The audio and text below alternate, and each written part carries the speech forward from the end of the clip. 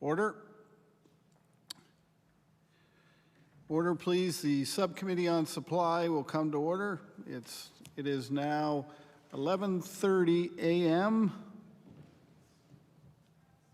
and the Subcommittee is meeting to consider the estimates for the Department of Service Nova Scotia and Internal Services. Resolution E38. So I'm going to read it. Resolved that the sum not exceeding $359,570,000 be granted to the Lieutenant Governor to defray expenses in respect of the Department of Service Nova Scotia and Internal Services pursuant to the estimates.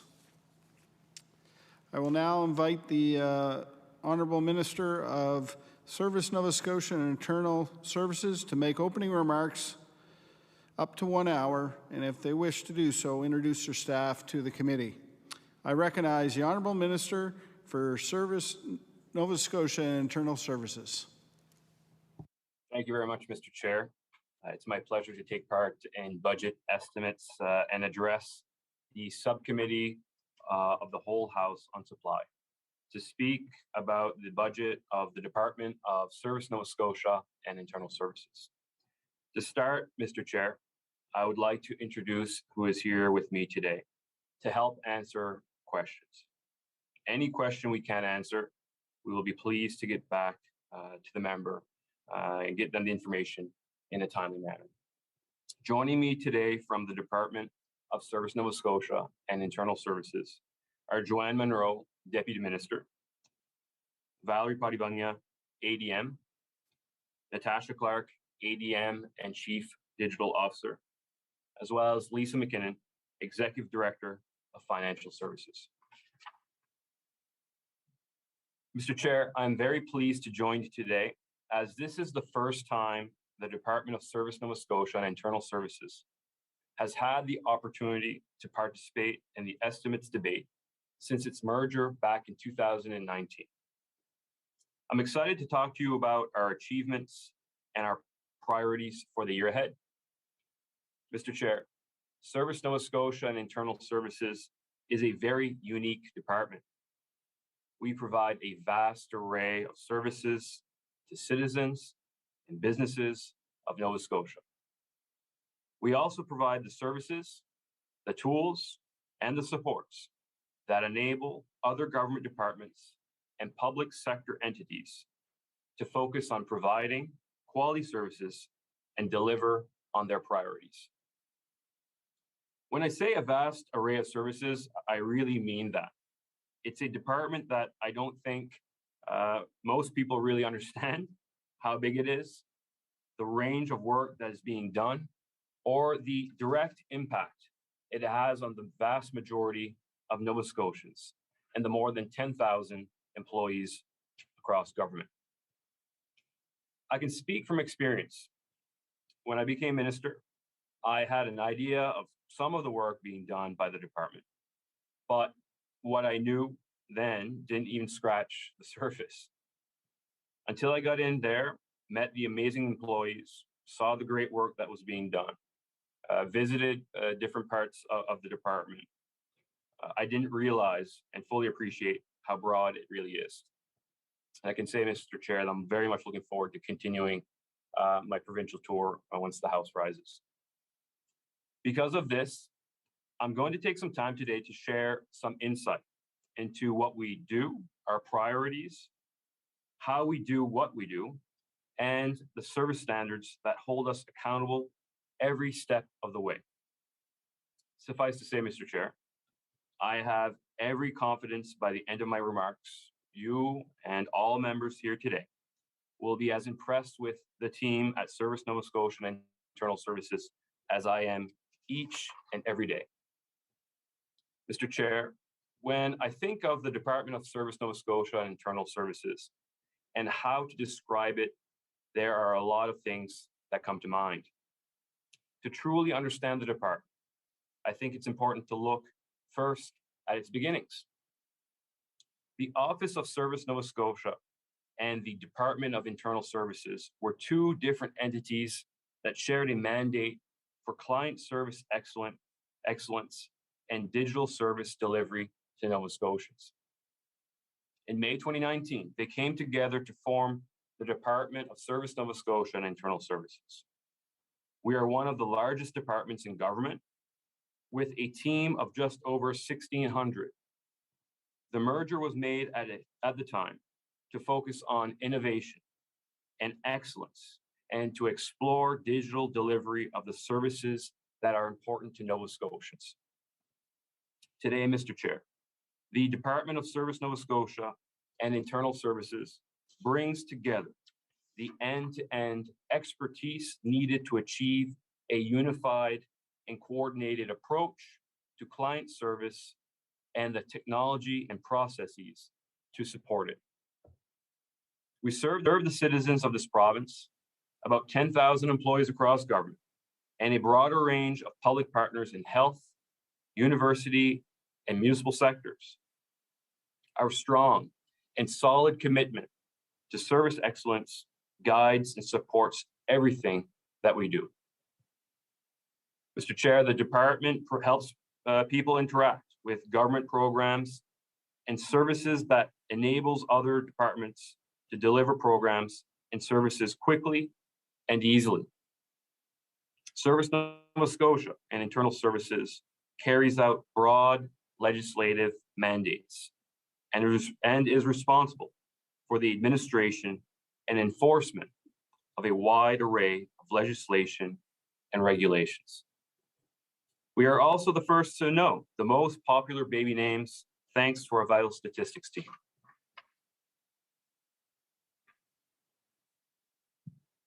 Some of the work the department is responsible for includes maintaining the provincial registries of vital statistics, land, businesses, lobbyists, and in partnership with the Department of Public Works, providing services relating to drivers and vehicles, processing services for obtaining licenses, permits, registrations, certificates, refunds, and rebates, providing contact center services and access to citizens and businesses. Staff at our contact center are a single point of contact for information related to all provincial government programs and services. They had a critical role during the height of COVID-19, and there's more on that later. Balancing the rights and responsibilities of both tenants and landlords and providing them with efficient and cost-effective services to settle disputes through the residential tenancies program.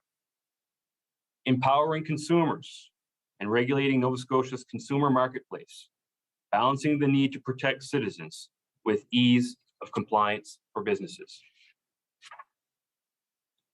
Providing government-wide services, including financial services, internal audit services, including government's fraud reporting services, procurement services, continuous improvement and innovation, physical security, insurance and risk management, business continuity management, public safety and field communications, and geographic information services.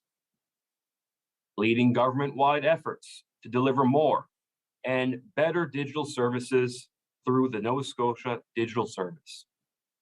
The NSDS team works collaboratively across government and with all departments to consider how provincial public services can be delivered with digital technologies to meet user needs, how data can drive change, and to plan for and lead Nova Scotia into a digital future. Licensing and regulating alcohol and gaming activities, including the administration of fuel and tobacco and vaping product taxation. This also includes all related compliance and enforcement activities, and ensuring public safety and protection of the public good related to regulated activities under our mandate.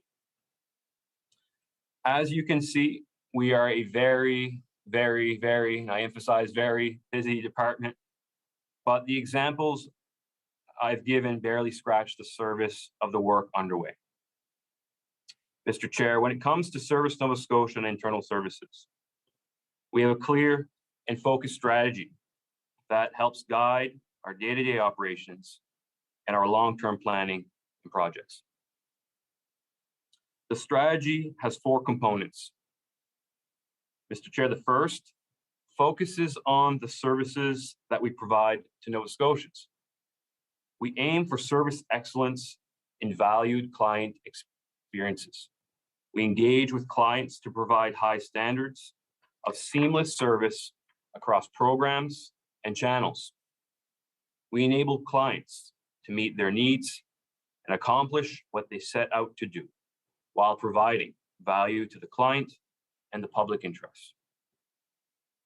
We also aim to provide responsive and trusted programs and services. We are committed to building trust by understanding evolving client needs and balancing them with the public good.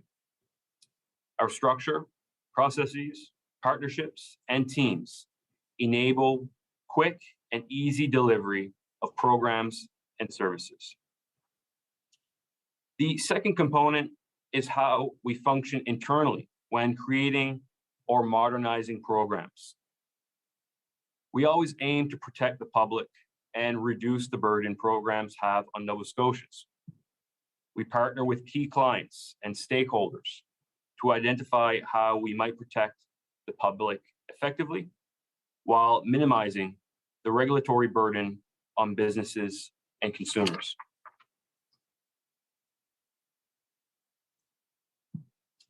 Whenever we are developing or updating a service, the design is focused on our clients.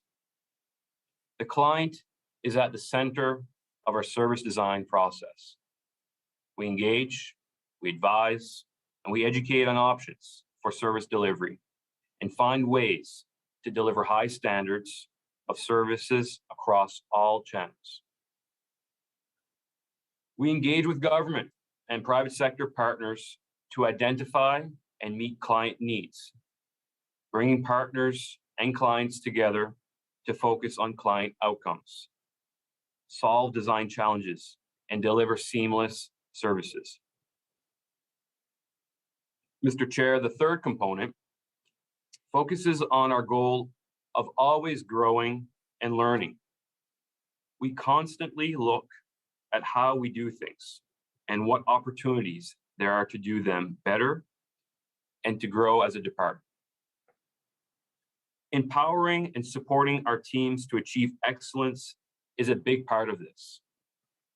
We are a diverse and inclusive department and bring a collaborative and multidisciplinary approach to our work. Team members are engaged and supported in their efforts to reach excellence. Continuous improvement in learning play a big role in what we do as a department and are embedded in our organization. When it comes to making important decisions, we are sure to make them based on data. We collect relevant data and generate insights that drive our decision-making. We act on facts. We also share data with our government partners and take our responsibility to protect user privacy very seriously. Mr. Chair, as a department, we are always growing and modernizing the work we do. Digital culture and innovation are a big part in how we approach our work. We find new and better ways to do valued work and achieve our goals. We put user needs first and test our assumptions. We are flexible, agile, and focus on the mission. We start small and iterate. We do the hard work to make things simple. Mr. Chair, the fourth and final piece of our strategy is strategically allocating and managing our resources. We are accountable and practice responsible financial management. We make strategic investments in our people, in our systems, and in our technologies that build resilience and support effective service delivery. Mr. Chair, when I think of our strategy that guides us in our work and has helped Service Nova Scotia and internal services accomplish so much to date and will continue to do so in the future, none of this would be possible without the amazing employees. The strategy is strong, but it takes solid and unwavering commitment from our staff to execute it. When you think of the service excellence, the trust in our programs and services, protecting the public and burden reduction, designing services around our clients' needs, working with our partners, empowering our teams to achieve greatness, making informed decisions, innovation, and strategically allocating and managing our resources. None of these things would be possible without the buy-in of every single one of our staff. Mr. Chair, I'm not just saying this, but our employees are truly the best in government, second to none. As I mentioned earlier, the department is very large with a broad range of work and divisions. And I would like to take a minute to acknowledge each of them for the important work that they do and for the significant contribution they make to our province and its citizens.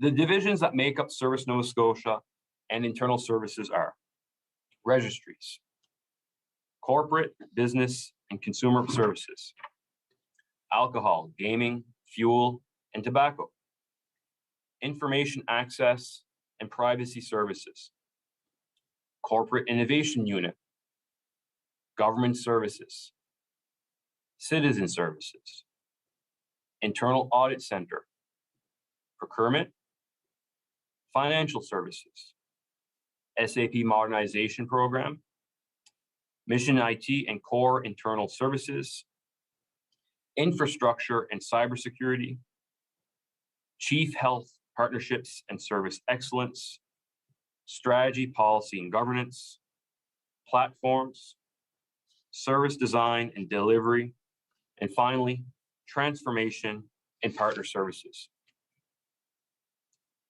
These divisions play an essential role in not only how the department functions, but how government as a whole functions. Mr. Chair, I'd like to take some time to recognize a few of the achievements the department and our staff have made over the last couple of years. Modernization and innovation have always been important in the work of the department, but the last 2 years have really amplified just how important this work is.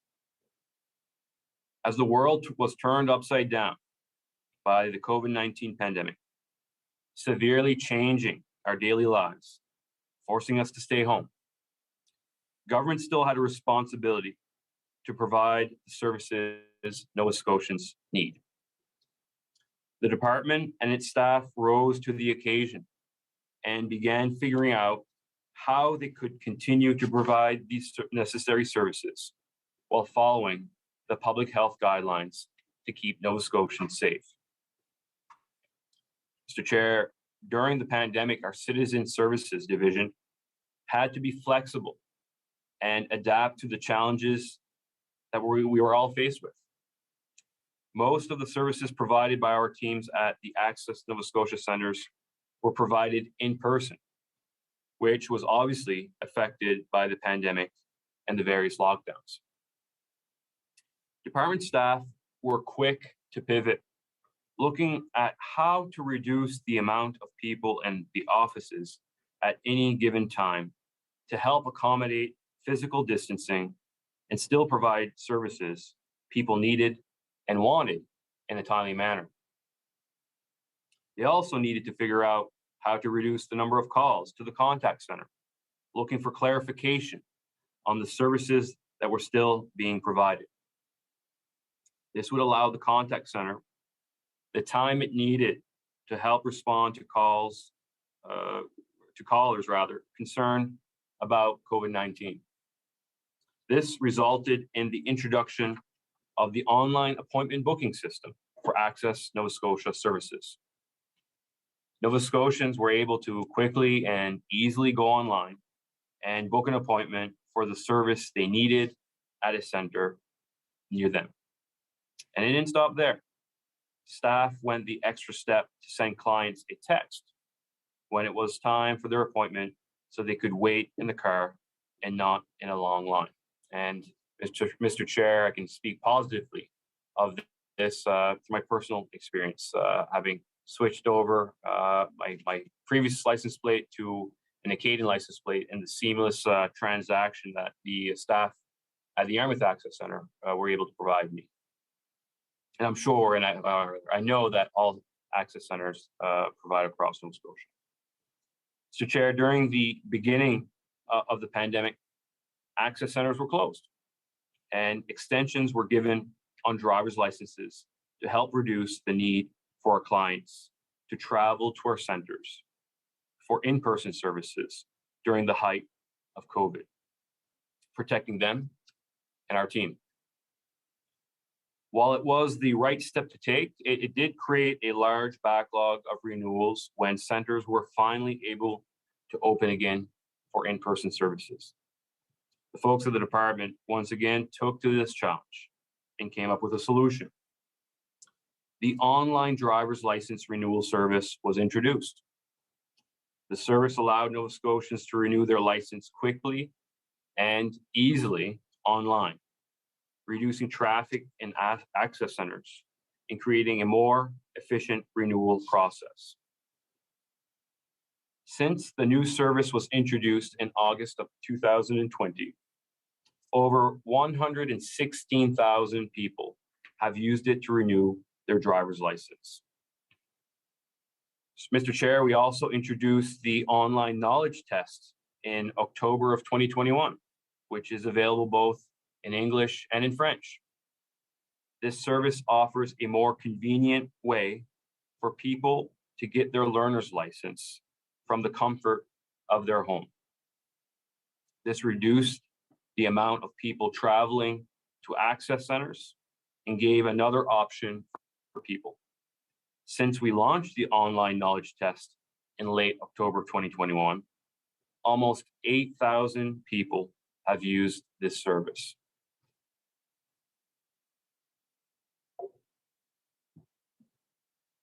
We also began accepting applications to resolve tenant and landlord disputes online. Once again, making the program more accessible and efficient for those who need it, and helping the province-wide effort to control the spread of COVID. Our staff at the Nova Scotia Digital Service have had a major role supporting a number of government initiatives during the pandemic. One of these, and I'm sure all members are aware, is of the Nova Scotia Safe Check-in. In August of 2020, the Safe Check-in was launched for anyone entering the province from outside the Atlantic bubble.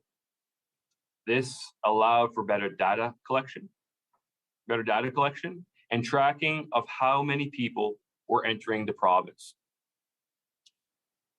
The Nova Scotia Digital Service also developed the easy-to-use proof of vaccination app that allowed businesses to easily download the app on a mobile device and then scan the QR code on the proof of vaccination documents to confirm if someone had been vaccinated. When the pandemic first began, our team from the Nova Scotia Digital Service also played a significant role in ensuring government continued to function effectively by helping civil servants get set up to work from home. This was no small task, but they took to the challenge and went above and beyond to accomplish it. They were also the team who set up the computers in the rapid testing sites. Mr. Chair, in March 2020, Collection Services suspended outgoing debt recovery efforts due to the pandemic. The team continued to maintain current account payment arrangements and assisted any clients experiencing hardship due to the pandemic. As a result of the reduced debt recovery activities, this team joined the public health efforts to protect Nova Scotians. The team has had to pivot, create, learn, and apply new processes multiple times to better support public health border management, the contact center COVID information line, the Department of Health and Wellness COVID exemptions team, Nova Scotia Health Authority to create a process to import negative test results and contact those people, the Department of Health and Wellness Immunization Clinic Project, the Traveler Pre-Approval Initiative, and provincial COVID working groups. Mr. Chair, the COVID-19 pandemic has been an extremely stressful and challenging time for all Nova Scotians, but I cannot stress how proud I am of the support of our staff and the support that they have shown and the incredible work they have accomplished to help keep Nova Scotians safe and able to access the essential services they need.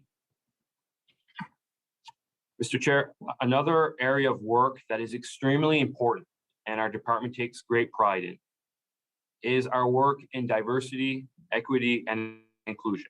In early 2022, Service Nova Scotia and Internal Services finalized its Equity, Diversity, and Inclusion Action Plan.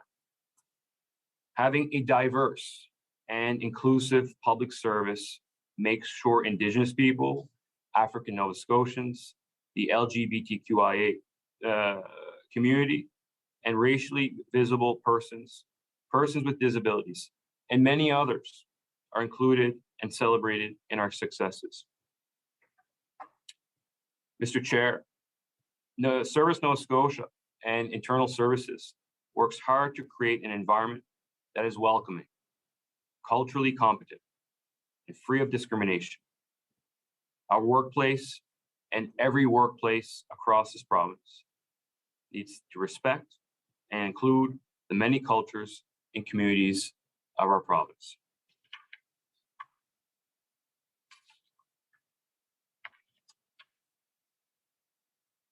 Being truly inclusive doesn't stop there. It's also about making sure that we are inclusive to all Nova Scotians we serve.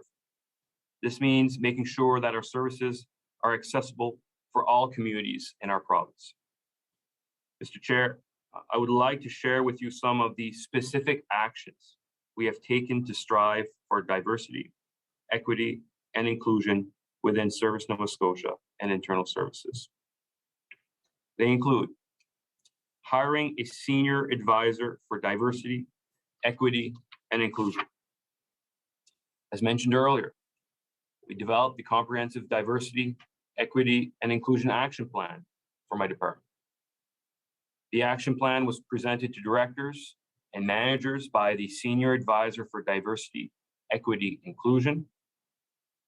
We brought in a staff member from the Public Service Commission to educate managers and directors on designated positions, including what they are, how to get involved, what benefits have, and to answer questions about them. We reached out to equity groups within the department to find out what it is like to work in the department, what they like about it, and the challenges they may face. 8 students will work with the department this summer from the Black Youth Mentorship Program. This is the second year the department has hired students from this program. And the completion of the 2018-2021 Accessibility Directorate commitments, as well as developed a pronoun training course for Access Center employees to learn the importance of pronouns. And this will be delivered in May, June of this year. Mr. Chair, our work in diversity, equity, and inclusion is only the start. We know there is always more work to do, and we are committed to making our workplaces truly inclusive.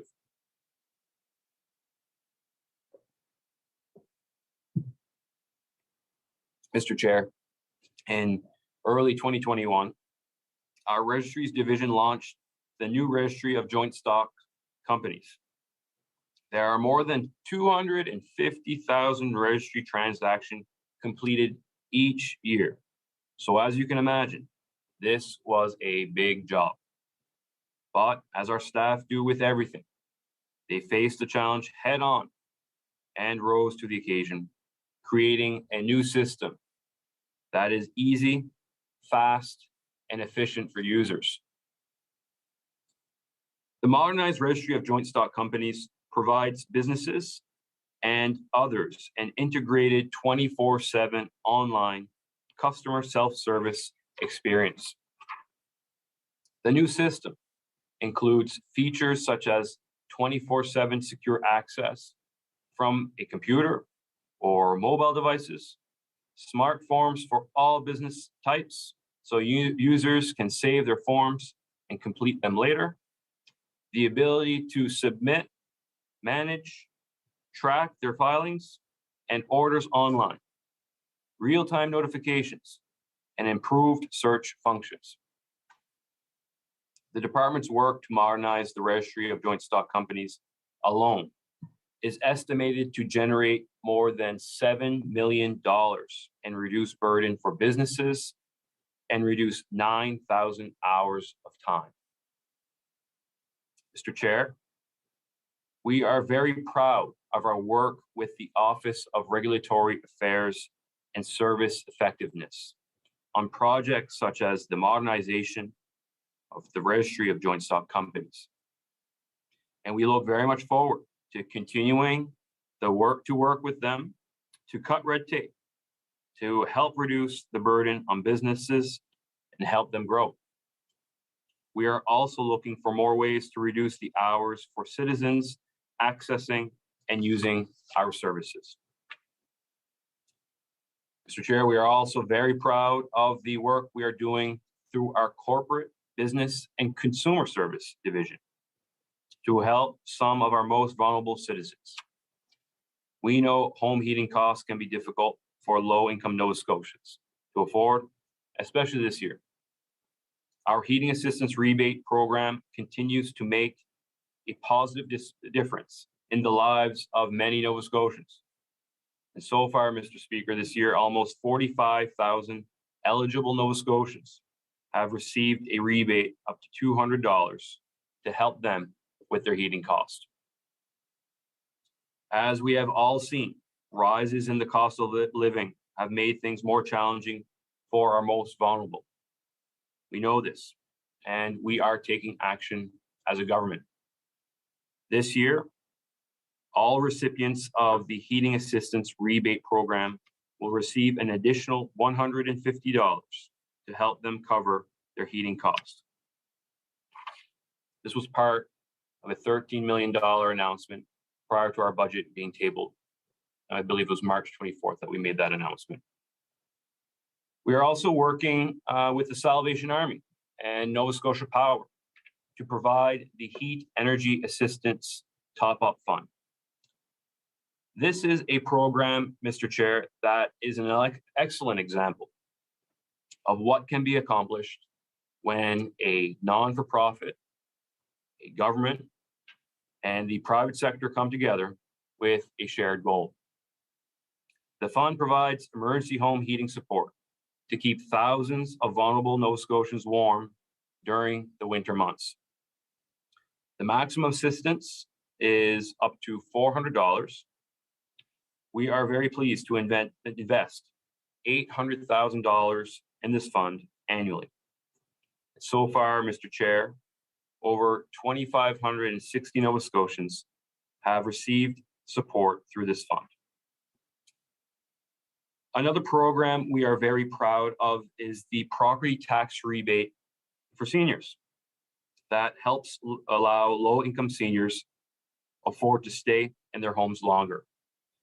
Eligible seniors receive a rebate on municipal property taxes paid during the previous year to a maximum of $800.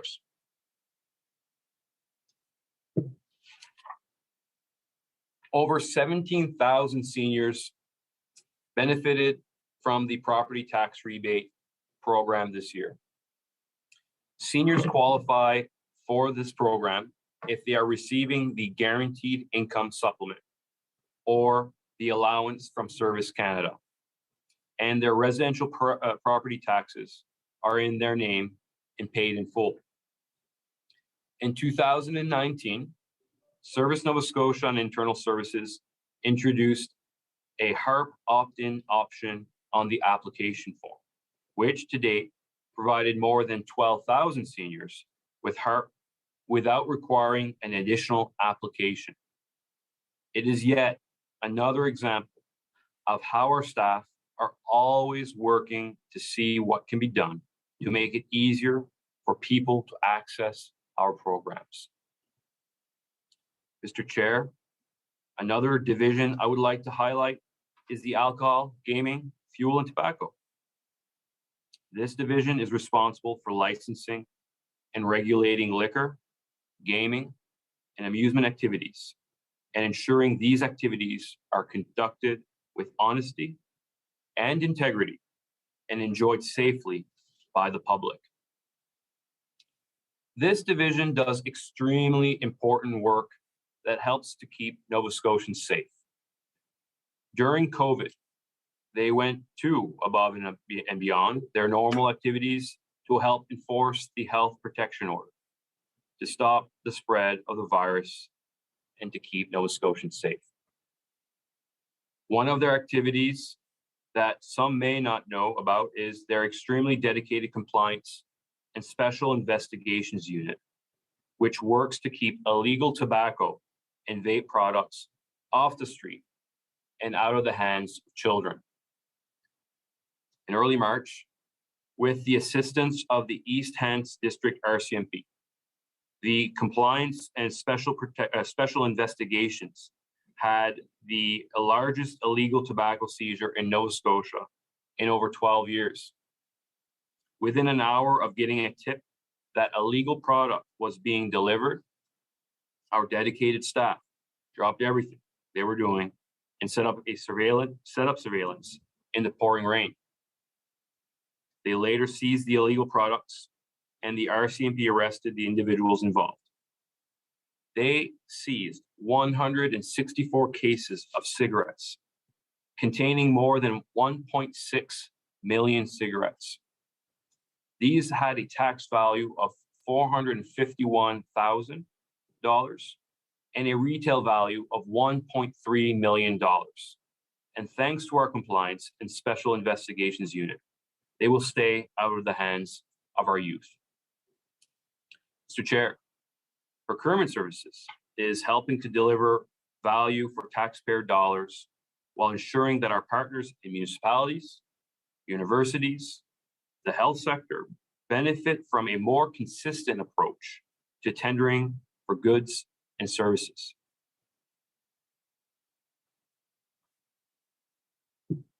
Financial transaction services ensures that bills are being paid social assistance recipients are receiving their money, and employee payroll is smooth and efficient, even when outside conditions are challenging. And our business continuity management team under our government services division works with provincial government departments to ensure that the government services Nova Scotians most depend on are able to function even during challenging circumstances, such as winter storms, hurricanes, and the COVID-19 pandemic.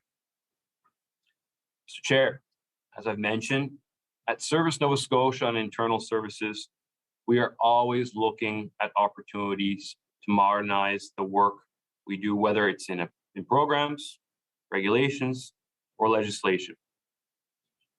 Since our government took office and I took over this portfolio, we have made incremental changes to modernize the legislation that we're responsible for. This session alone, we have introduced amendments to that impact a large number of Nova Scotians. We introduced a bill to give provincially regulated companies, cooperatives, societies, and condominium corporations the option to continue meeting virtually or with a mix of in-person and virtual participants. Mr. Chair, this pandemic has changed the way the world works. These organizations were allowed to meet virtually under the state of emergency, and they did so effectively and responsibly. We're now making the legislation fit the reality of how the world works. Not only are we giving them the option to do so, the Office of Regulatory Affairs and Service Effectiveness estimates this option will save businesses about $4 million annually and 468,000 hours of time. Mr. Chair, we also brought forward amendments to the Condominium Act this session. The amendments will improve governance and management of condominium corporations and enhance consumer protection. They will make sure the rules condo owners, and corporations have to follow are current and reflect today's industry. They include clarifying voting percentages, prohibiting the developer from purchasing additional units on behalf of the corporation until the first elected board is in place, require more frequent reserve fund studies, and allowing corporations to modernize voting practices such as accepting email ballots. The amendments will also create more transparency by requiring unit owners to disclose property rental agreements to their condo board, and that bare land condominiums be clearly advertised as condos. We also brought forward amendments to the Liquor Control Act alongside our colleagues at the Department of Finance and Treasury Board. Our part of the amendments introduced will allow third-party delivery of alcohol with food orders. Third-party delivery companies or individuals were temporarily allowed to deliver alcohol with food orders while the state of emergency was in place. And we've decided to continue to give businesses and consumers this option to help support our restaurant industry. Our focus, the safety of Nova Scotians, is top of mind when it comes to alcohol, and there are a number of safeguards that will be in place once regulations are developed and third-party delivery is permanently allowed. Mr. Chair, as everyone knows, our province is facing unprecedented housing challenges. We are hearing of Nova Scotians in very tough situations from one end of the province to the other. Our government knows this and is working tirelessly to address the challenges. We have announced a number of initiatives that will help solve the problem. It is a complicated issue, and there is not a simple answer. Last fall, in the fall of 2021, I introduced a bill and amendments to help address some of the challenges Nova Scotians are seeing related to residential rental properties, while the government works to build the housing supply. We introduced legislation that has extended the temporary rent cap until December 31st, 2023. This capped rental increases at 2% annually for those signing a lease for the same unit they are currently in. This is regardless of if they are in a year-to-year lease or fixed-term lease. This is helping to protect tenants from large rent increases that may force them out of their homes they have lived in for years. I also introduced amendments to the Residential Tenancies Act to strengthen tenant protections and provide clarity for landlords. Many of the amendments made were around setting out a new process for ending a lease for the purpose of renovating a unit, also known as renovictions. This sets a clear process that must be followed and helps protect tenants for unwarranted evictions for renovations. I would like to take a couple minutes to outline this new process, as it is important that both tenants and landlords understand the new rules as well as their rights and responsibilities. They include a landlord can't proceed with a renoviction until they first contact the tenant to reach an agreement. If the landlord and tenant come to a mutual agreement to end the lease due to a renovation, it must be in writing using the form that is available on the Residential Tenancies website. If the tenant does not agree to the terms to end the tenancy, they should not sign this form. Landlords cannot pressure a tenant to sign the form. If tenants and landlords don't come to an agreement, the landlord can decide to apply to the Residential Tenancies Program. A hearing will be scheduled where evidence will be presented by both the tenant and the landlord. The residential tenancy officer will make a decision as to whether or not the renovations are necessary and require the tenants to vacate the unit. The tenant must be given at least 3 months' notice before the renoviction is scheduled. If a landlord does not follow these new rules, the Residential Tenancies Program may require the landlord to pay the tenant additional compensation. We also introduced changes to the Residential Tenancies Act to clarify that rental increase notices can only contain one increase amount, that landlords cannot charge different rental rates for different lease terms, a streamlined security deposit claim process, and a requirement for landlords to provide a 24-hour written notice to enter a unit. If any tenant or landlord feels the other party is not following the rules set out in our legislation, the Residential Tenancies Act, I would recommend they submit an application with the Residential Tenancies Program. Mr. Chair, I would also like to acknowledge that we know the Residential Tenancies Act is a highly technical piece of legislation, and I am committed to educating both tenants and landlords on their rights and responsibilities.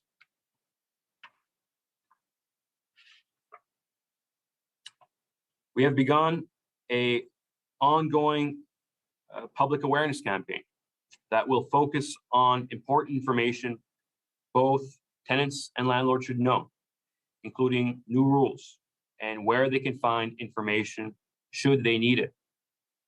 And I've spoken to media, as many as who have been interested.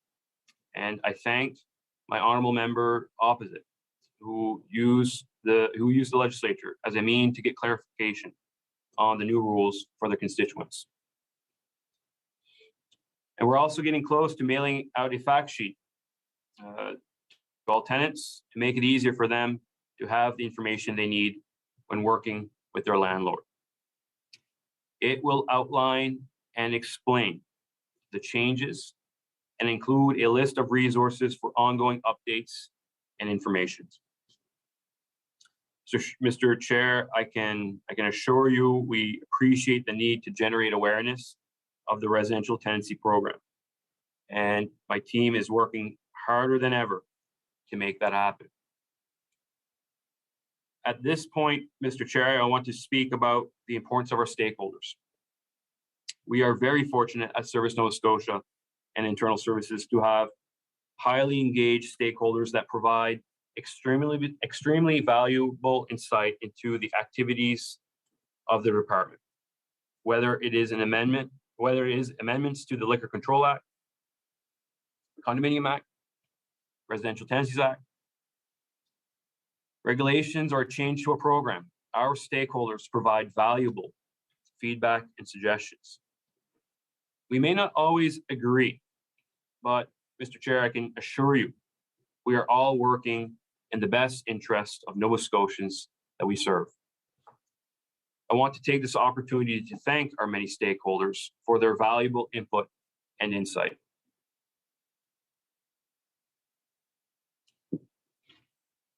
Mr. Chair, the province is investing almost $360 million in our department this year. In the coming year, Service Nova Scotia and Internal Services will work with its partner departments to support government's priorities. We will support healthcare modernization and improve access to care for Nova Scotians by continuing our role as a key supporting and enabling partner for the Department of Health and Wellness, Nova Scotia Health, and the IWK Health Centre, as well as helping all healthcare partners achieve their goals. Specifically, we will support the expansion of the telehealth program and explore virtual care support. Support the planning and execution of a procurement process for the expansion and renovation of long-term care accommodations. Deliver strategic digital transformation across government. Support the secure delivery of virtual care. Work collaboratively with the health sector on research and innovation opportunities. And continue to support the Minister of Health and Wellness's mandate letter to deliver the One Patient, One Record initiative. Mr. Chair, we will also continue to lead and to champion government's digital transformation by designing and delivering excellent services based around the needs of citizens, enhance efforts to reach underserved communities, and focus on diversity, inclusion, and accessibility. Through the Nova Scotia Digital Service, we will lead the development of a digital strategy for government to enable safer, faster, and easier services for Nova Scotians and promote internet era ways of working across government. Our work in diversity, equity, and inclusion continues with developing a data strategy for government and by helping departments use disaggregated data to advance racial equity and understand how various groups are differently impacted. Work will continue to evolve digital governance to enable a modern digital organization and publish a digital standards manual which provides guidance for using digital tools and begin to evaluate digital services based on the guidance provided. We will also enhance and add to digital platform offerings. build with reusable components to deliver consistent user experiences, and ensure enabling, scaling, and sustaining of the digital services government offers.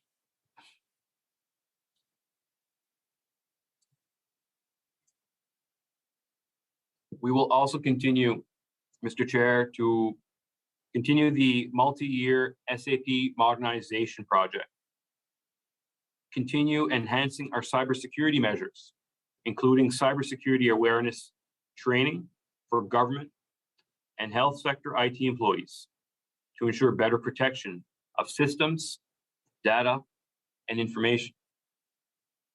In collaboration with the Department of Seniors and Long-Term Care, we will work with the Canada Revenue Agency to develop and implement an adjudication process and create digital services pertaining to the Seniors Care Grant Program.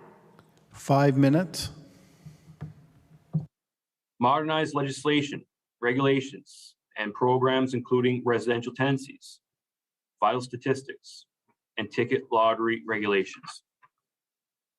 Implement the Affordable Housing Commission recommendations, as well as provide tenants and landlords with efficient and cost-effective services to settle disputes through the residential tenancies program.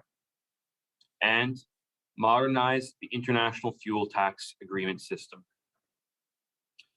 Mr. Chair, Service Nova Scotia and Internal Services is focused on listening to the needs and expectations of Nova Scotians and aims to deliver inclusive, high quality, accessible programs and services across multiple channels.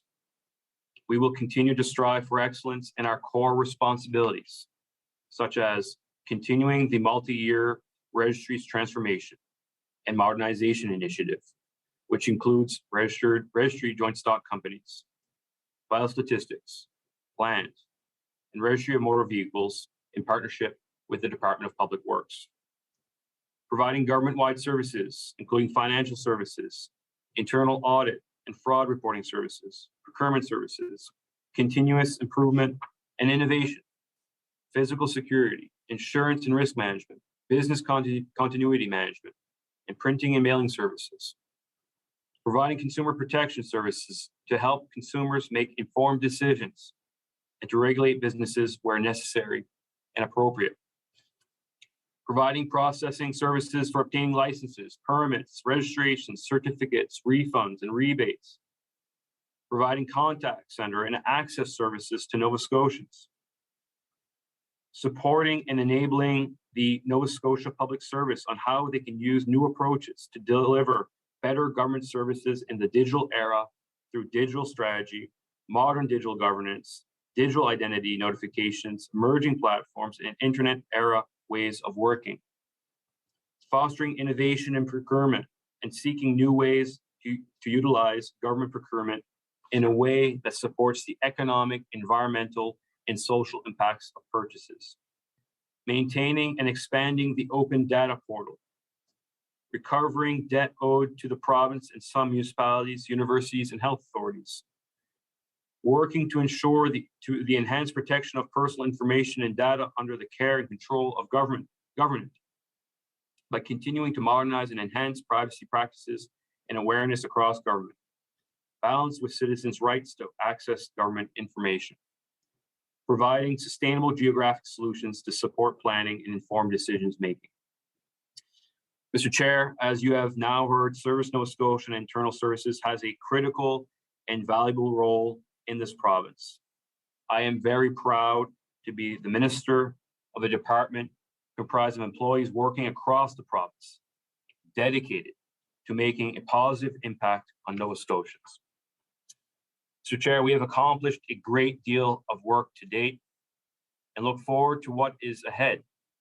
I'm excited to see what the next year will bring, and I'm proud of the leadership that our staff show each and every day.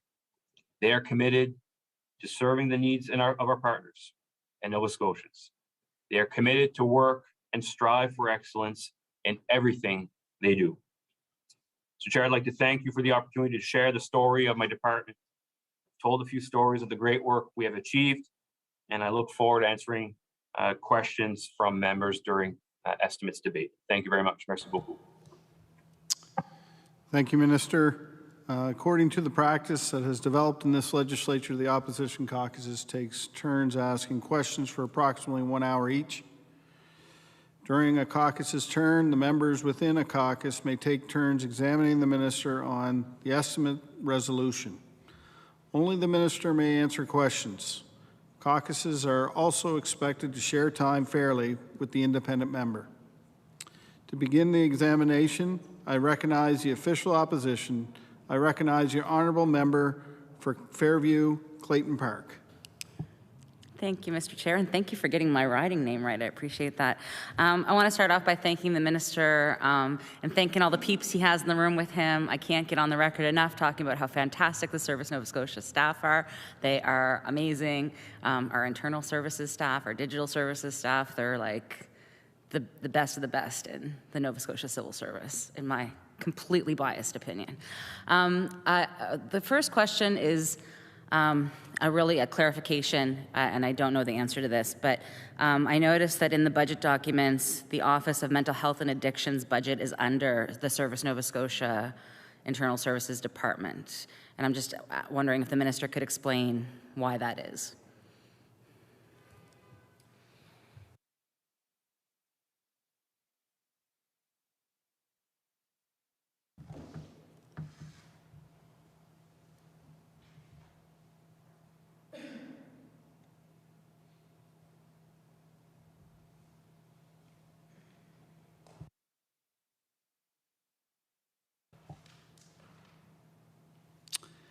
I recognize the Honourable Minister for Service Nova Scotia and Internal Services. Thank you very much, Mr. Chair. Just wondering if the honourable member could provide the page in the budget document that she notes that. I recognize the Honourable Member for Fairview, Clayton Park. So I can't off the top of my head because it was referenced when mental health and addictions was up, so it was part of this the statement that was read. But anyway, we'll get back to that. We'll hit that at the second hour. It's all good. Let's go into, I know that health IT services have been moved back under the umbrella of digital services and Service Nova Scotia. I'm curious, first off, what's the status of the OPOR procurement?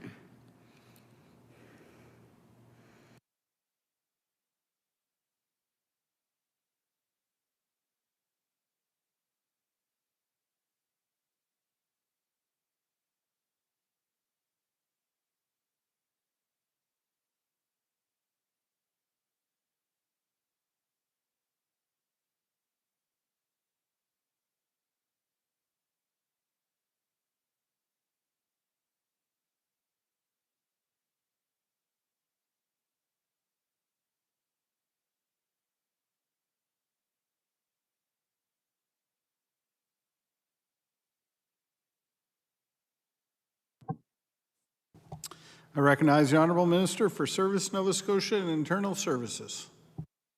Thank you very much, Mr. Chair, and know that the file of one person, one record's been ongoing for some time.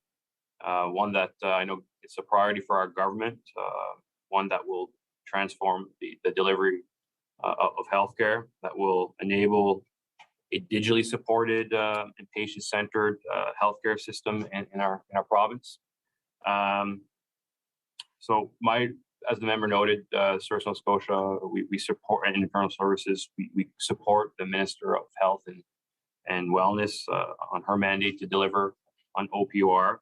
And there's very few details that can be said at this time because our government's very committed to proceeding through the final steps of the procurement. So the procurement process is underway for a clinical information system to support OPOR, and in very complex projects like these, transparency about the ultimate outcome has to be balanced with the confidentiality to protect the integrity of the selection process. So that's what I can say about the process for now. I recognize the Honourable Member for Fairview, Clayton Park. Thank you, Mr. Chair, and I respect that the position that the minister is in. However, I'm not looking for specifics. I'm looking more for generalities on where we are within the procurement process. The department committed to fully implementing OPOR, but there's no timeline. So what timeline does the minister see as reasonable and likely for its full implementation?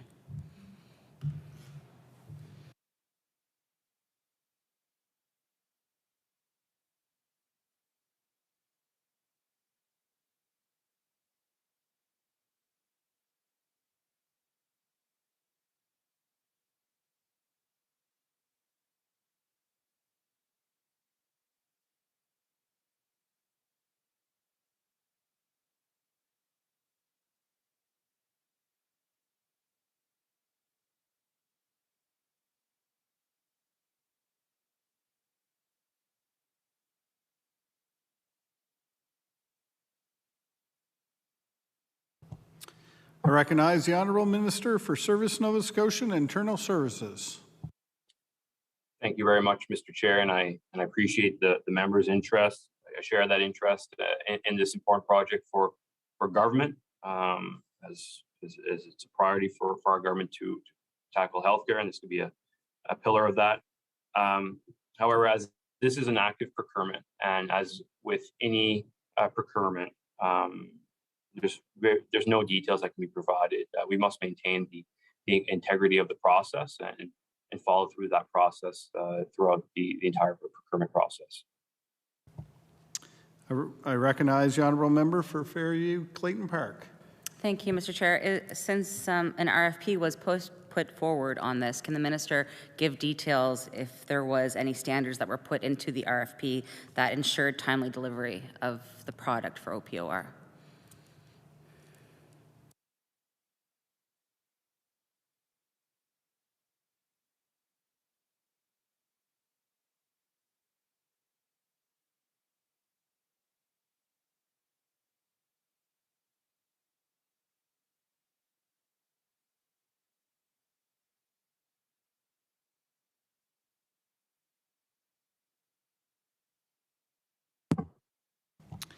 I recognize the Honourable Minister for Service Nova Scotia and Internal Services. Thank you very much, Mr. Chair. And what I can say in general, I think it's the philosophy of the department here is to implement best practices. And part of those best practices would be to ensure that contract expectations are met. Again, as this is an active procurement, and to maintain the integrity of that procurement process, there are very few details that can be provided at this moment. I recognize the Honourable Member for Fairview Clayton Park. Thank you, Mr. Chair.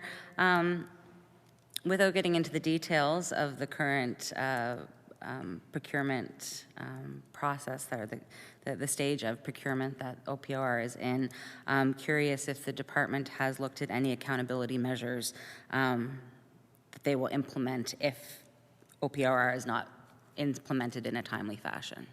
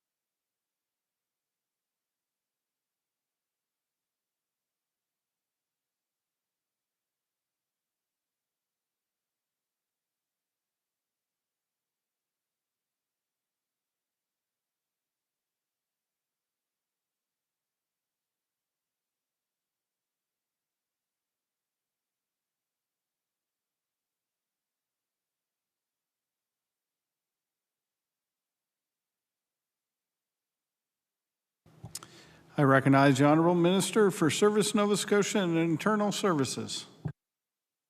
Thank you very much, Mr. Chair. And what I would say to the honorable member through you would be that with any contract or agreement, or contractual agreement that the province engages with a service provider, that there would be implementation of best practices. And those best practices would include accountability measures, service standard levels, and penalties.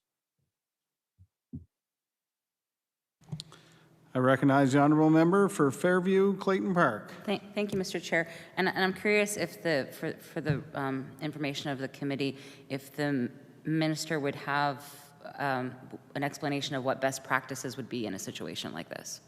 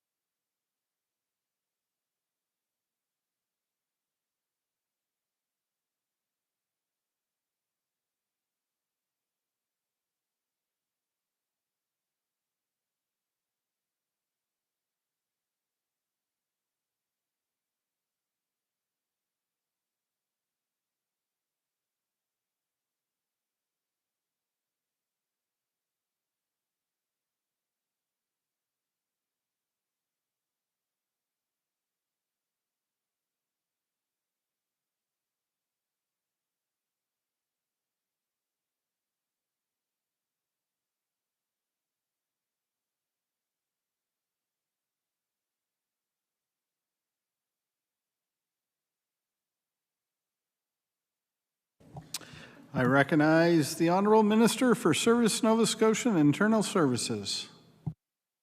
Thank you very much, Mr. Chair. What I can say again is there's no details on the RFP process can be communicated until the contract is in fact awarded. I can assure the member that there's been lots of stakeholder consultation throughout this process, and as well provide this information to the committee that a fairness monitor, who is a third party, is engaged in this process to ensure that there's no biases in place throughout the process. I recognize the honourable member for Fairview Clayton Park. Thank you, Mr. Chair, and I thank the minister for the question. I guess I'm just confused a bit, because wouldn't best practices be a matter of public record? I'm not asking specifically to this procurement. I'm talking in general of systems and that are similar to this. So they're looking up best practices. So what are those best practices? What have they found within their research?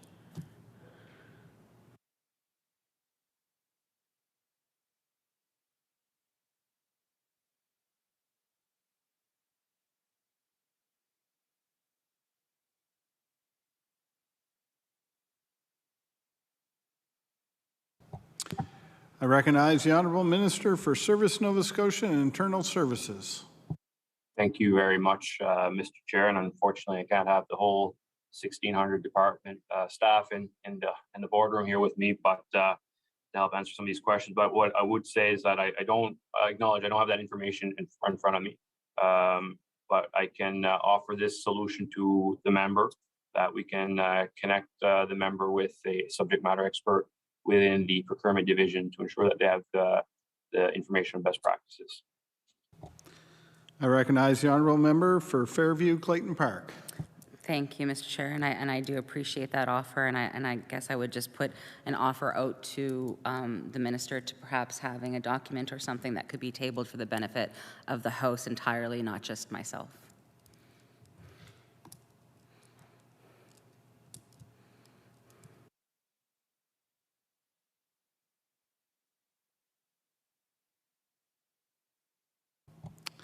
I recognize the Honourable Minister for Service Nova Scotia and Internal Services.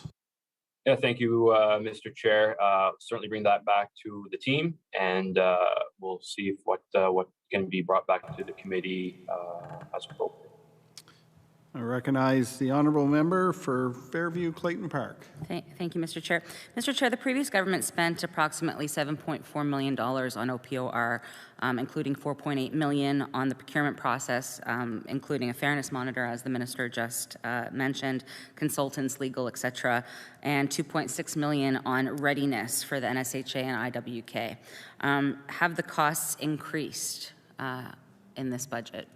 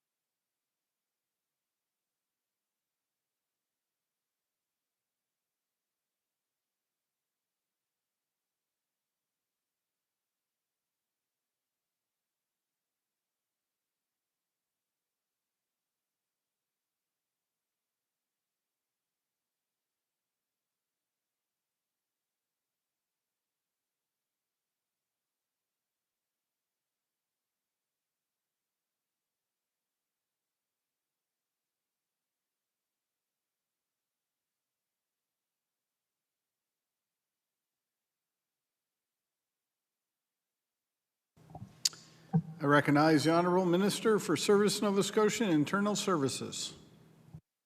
Thank you very much, Mr. Chair. I'd say that this is ongoing work, so not necessarily an increase, because it's a continuum of getting to the final product of OPOR system in our province. What I can say is last year there was a forecast of $2.312 billion that was transferred to us from Department of Health and Wellness. And this year there is an estimated budget line for health transformation of $945 million. I recognize the Honourable Member for Fairview Clayton Park. Thank you, Mr. Chair, but that would be all of the health infrastructure budget, not specifically to OPOR. So is there a line item and a number in this budget dedicated specifically to OPOR, and what is that number?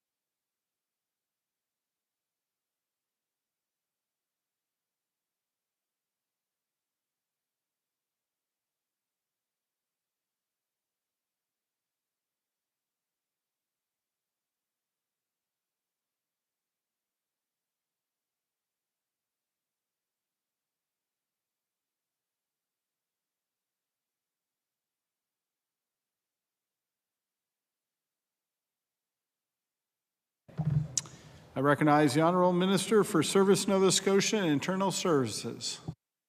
Thank you very much, Mr. Speaker. Staff have indicated I misspoke. I perhaps had said 945 million, but not 945 million, 945,000. So just for clarity, I'll start again. We were transferred 2,312,000,000 from Department of Health and Wellness for the OPR project. Last that was forecasted in 21-22. This year, we have in our budget line for health transformation to support the OPR project is $945,000, and that's to support the legal work and the active procurement work. I recognize the honourable member for Fairview Clayton Park. Got it. Thank you. That makes more sense. Mr. Chair, can the minister tell us how much is the federal government, or how much the federal government would be contributing through the federal virtual care bilateral and Canada Health InfoWay funding, specifically to the delivery of OPOR? Has there been any commitment, and what is that commitment?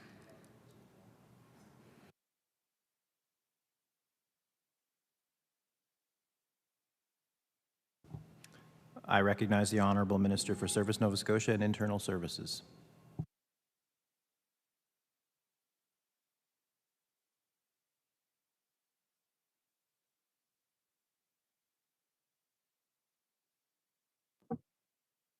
Thank you very much, Mr. Chair. Staff has indicated to me that that would not be within our purview. That would be a question for the Department of Health and Wellness. I recognize the honourable member for Fairview Clayton Park. No problem, Mr. Chair. I can go back into the geek it out. I can geek it out. We can go talking about digital. Talking about OPOR, is there any sort of projection, or does the minister and his staff see that this infrastructure could be expanded to include other information pertaining to Nova Scotians, such as driver's license? Driver's licenses, plural.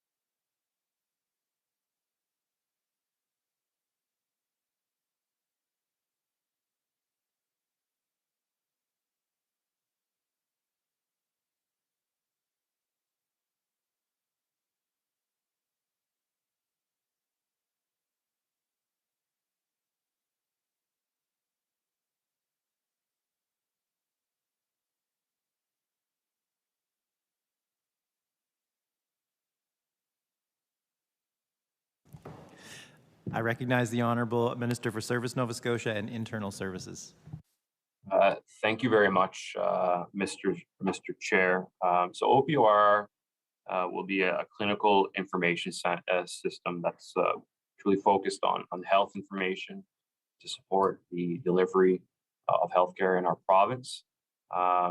So there's no particular correlation at this time with driver's license. However, I will say that the department is very engaged, and as I noted in my opening remarks, in modernizing the programs and services that we offer here. And we've done so, we've continued that work in the last few months here. And I know there's more great work being done with more to come. I recognize the honourable member for Fairview Clayton Park. Thank you, Mr. Chair. So does the minister see OPOR and this project, this OPOR project, in the context of delivering all government IT services, or like moving us into the digital world? Is this going to be a tool that can supersede, go beyond healthcare information and effective healthcare delivery, and use to have better access to all government services?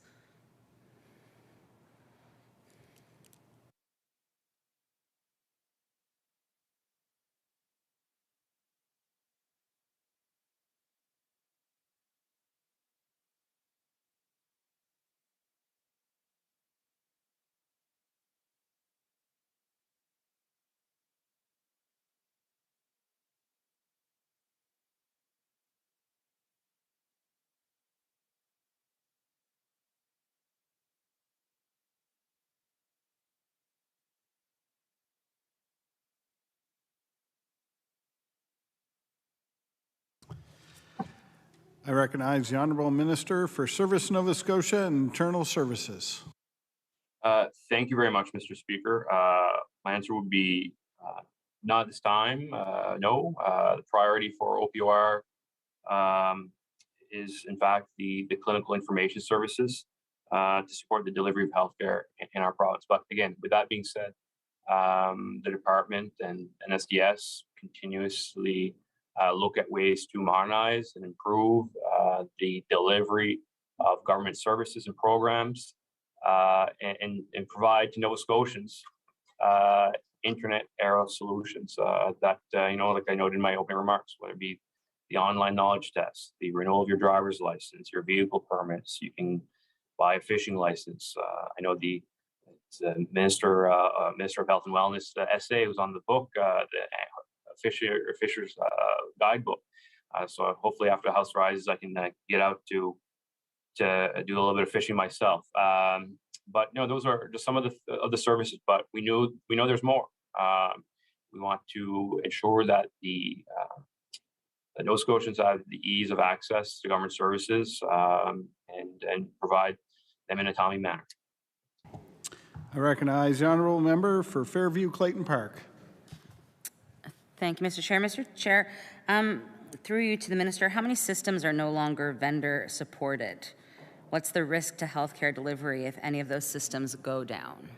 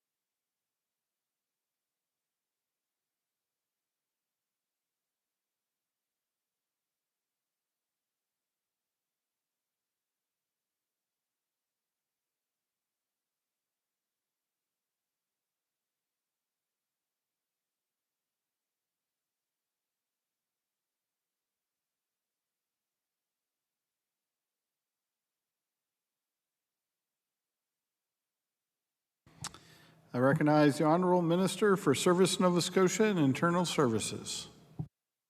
Thank you very much. Excuse me. Thank you very much, Mr. Chair, and appreciate the question from the Honourable Member.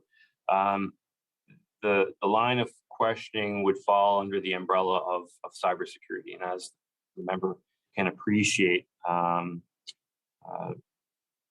what any business or what any institution or what any organization can say regarding its cybersecurity is limited because we cannot afford or jeopardize to divulge any information.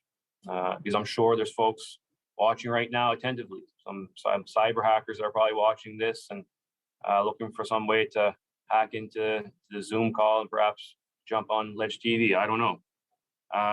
But what I can say to the honourable member's question is that managing cybersecurity is one that impacts, it's a provincial risk, it's a international risk, and one that our government takes very seriously. That's why we're making investments in supporting the new and the aged systems that we have that enable government to provide the excellent services that Nova Scotians require. I recognize the Honourable Member for Fairview Clayton Park. I appreciate the minister's confidence that hackers are watching this procedure intently and looking to his answers. I appreciate that confidence. But keeping along the lines of cybersecurity, does the minister know when there will be a time for all Nova Scotia employees, government employees, to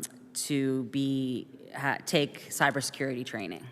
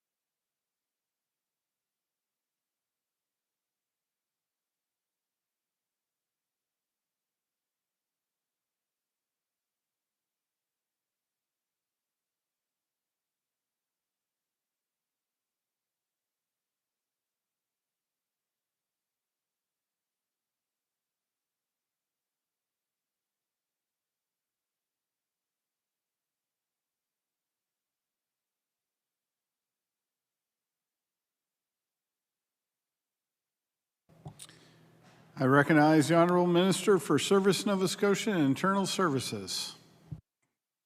Thank you very much, Mr. Chair. And the pandemic has really opened our eyes to cybersecurity. As I mentioned in my early response, it's a risk to every level of government, every individual, most organizations, if not all. And there's no organization or individual that's 100% free of risk when we talk about cybersecurity.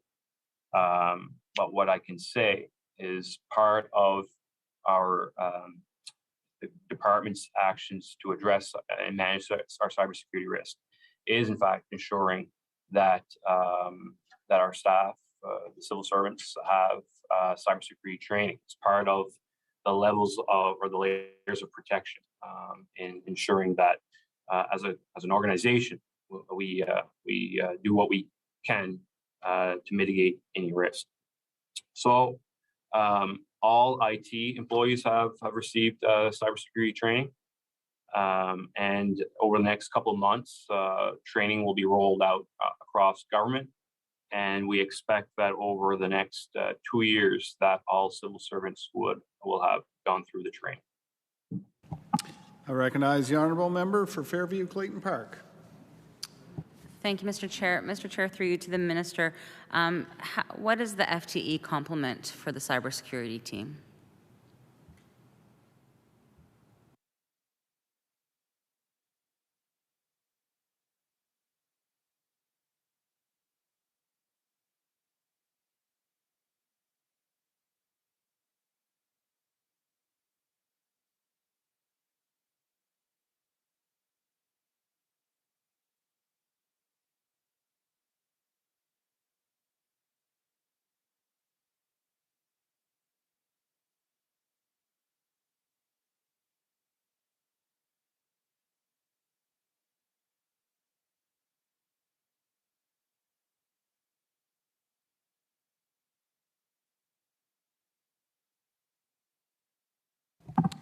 I recognize the Honourable Minister for Service Nova Scotia and Internal Services.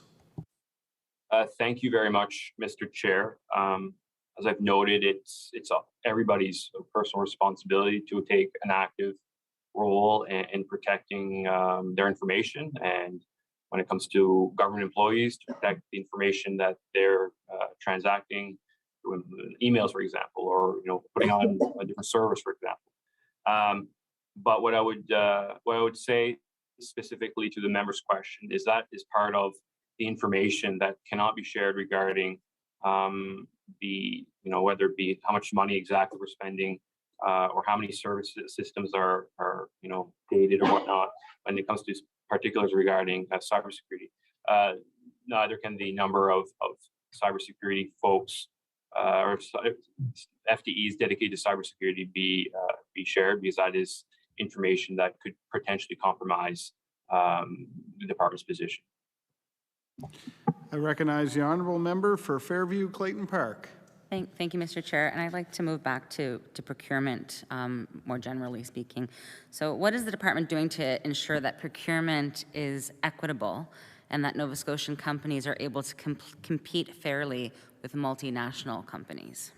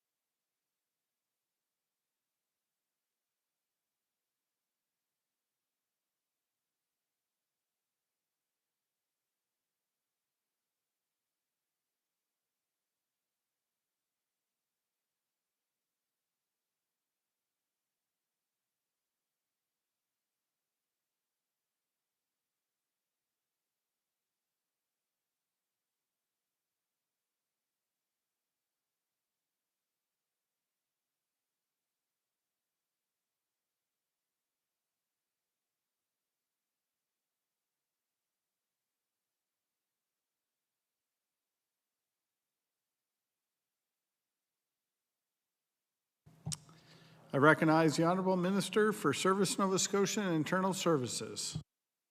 Thank you very much, Mr. Chair. What I can say, what we're doing right now is there's a number of community groups that are recognized on a vendor list that assist with what the members outlining in our question. And then what we're planning on doing is the ability to direct under a number of evaluation points to press certain procurements towards certain community groups. We'll take a 5-minute break, return back at 1:15, and the honourable member has 20 minutes left in her questions. Thank you.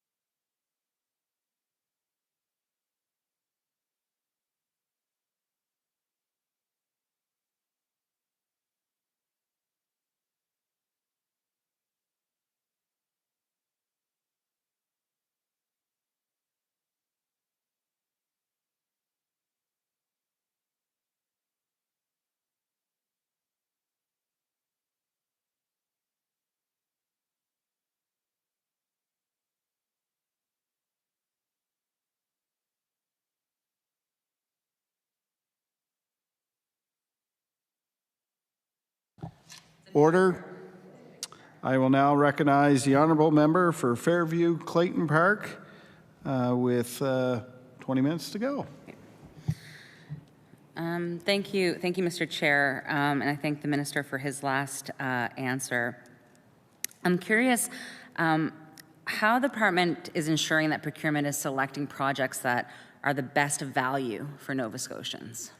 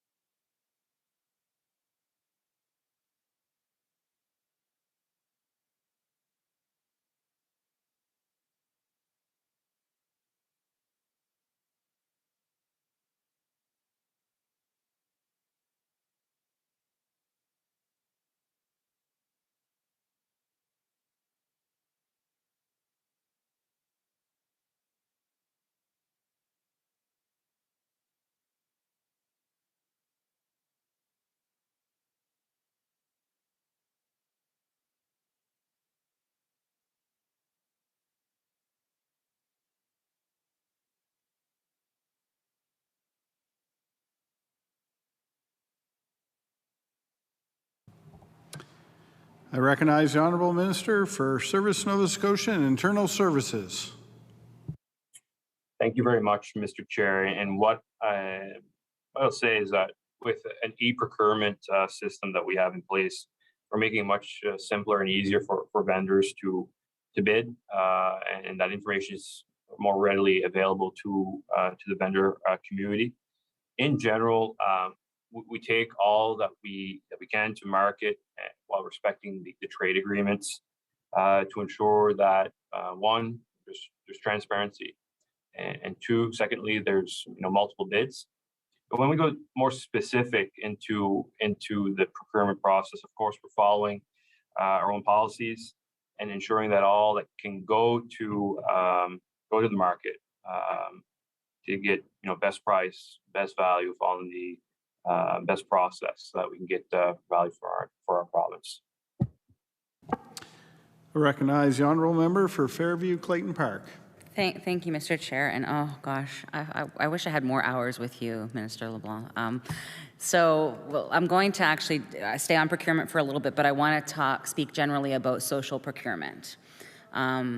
There are numerous employees within your department who have extensive knowledge and understanding of the benefits of social enterprise within the procurement process, are experts on social procurement.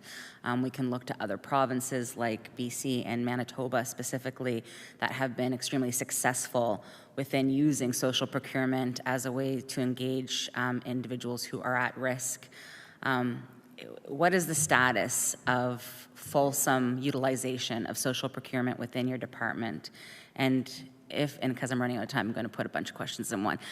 Is there any collaboration being done with the Department of Community Services or the Department of Public Works and Transportation in regards to social procurement and the utilization of social enterprise for government spending and projects.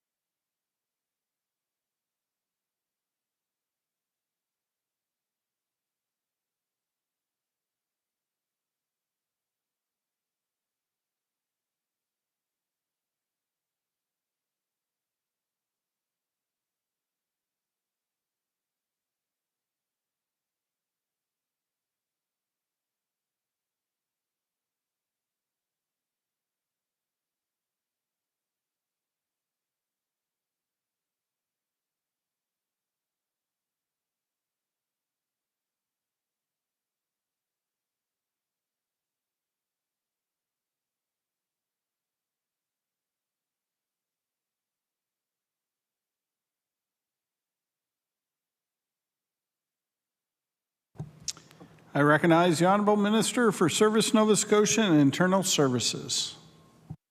Thank you very much, Mr. Chair. I'm happy to report to the committee that there's actually a policy in its final design, final draft stages rather, that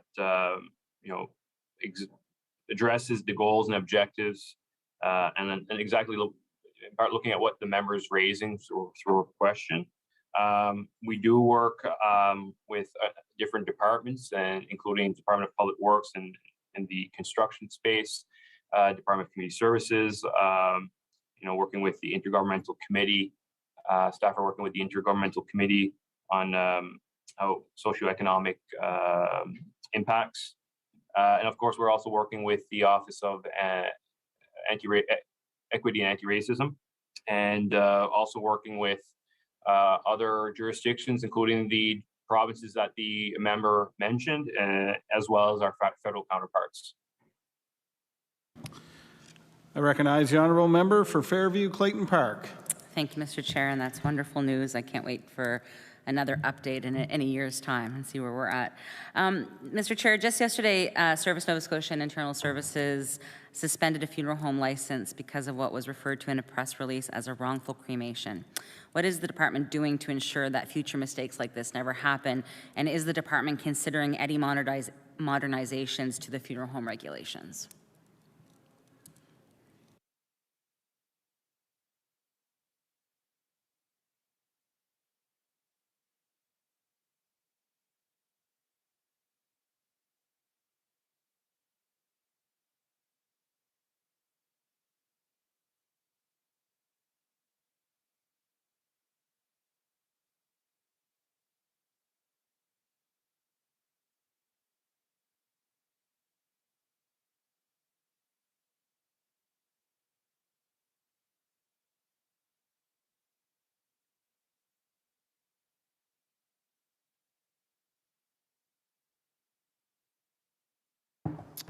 I recognize the Honourable Minister for Service, Nova Scotia and Internal Services. Thank you very much, Mr. Chair. First and foremost, this is a devastating incident, and my thoughts are with the family impacted during this time. No family should have to go through what they're going through, and it's unacceptable and should have never happened. What we're committed here at the department is working with our partners, the Nova Scotia Board of Registration and Embalmers and Funeral Directors, as well as the Funeral Service Association of Nova Scotia, to see what needs to be done to improve compliance with the current legislation.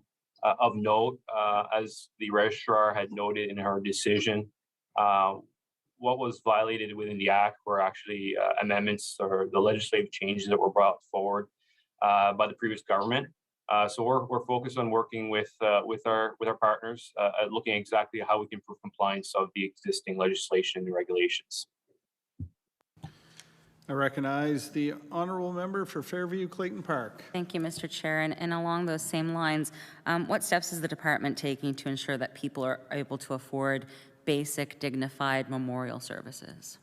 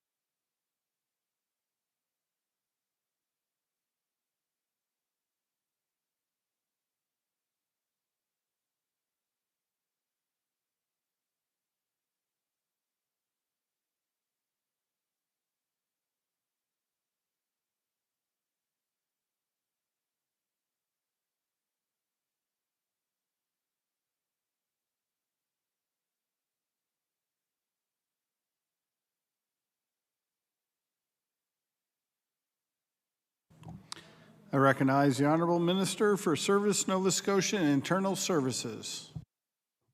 Thank you very much, Mr. Chair, and I appreciate the member bringing forward this question. Funeral industry is a competitive market. There are legislative and regulatory parameters that they must operate within.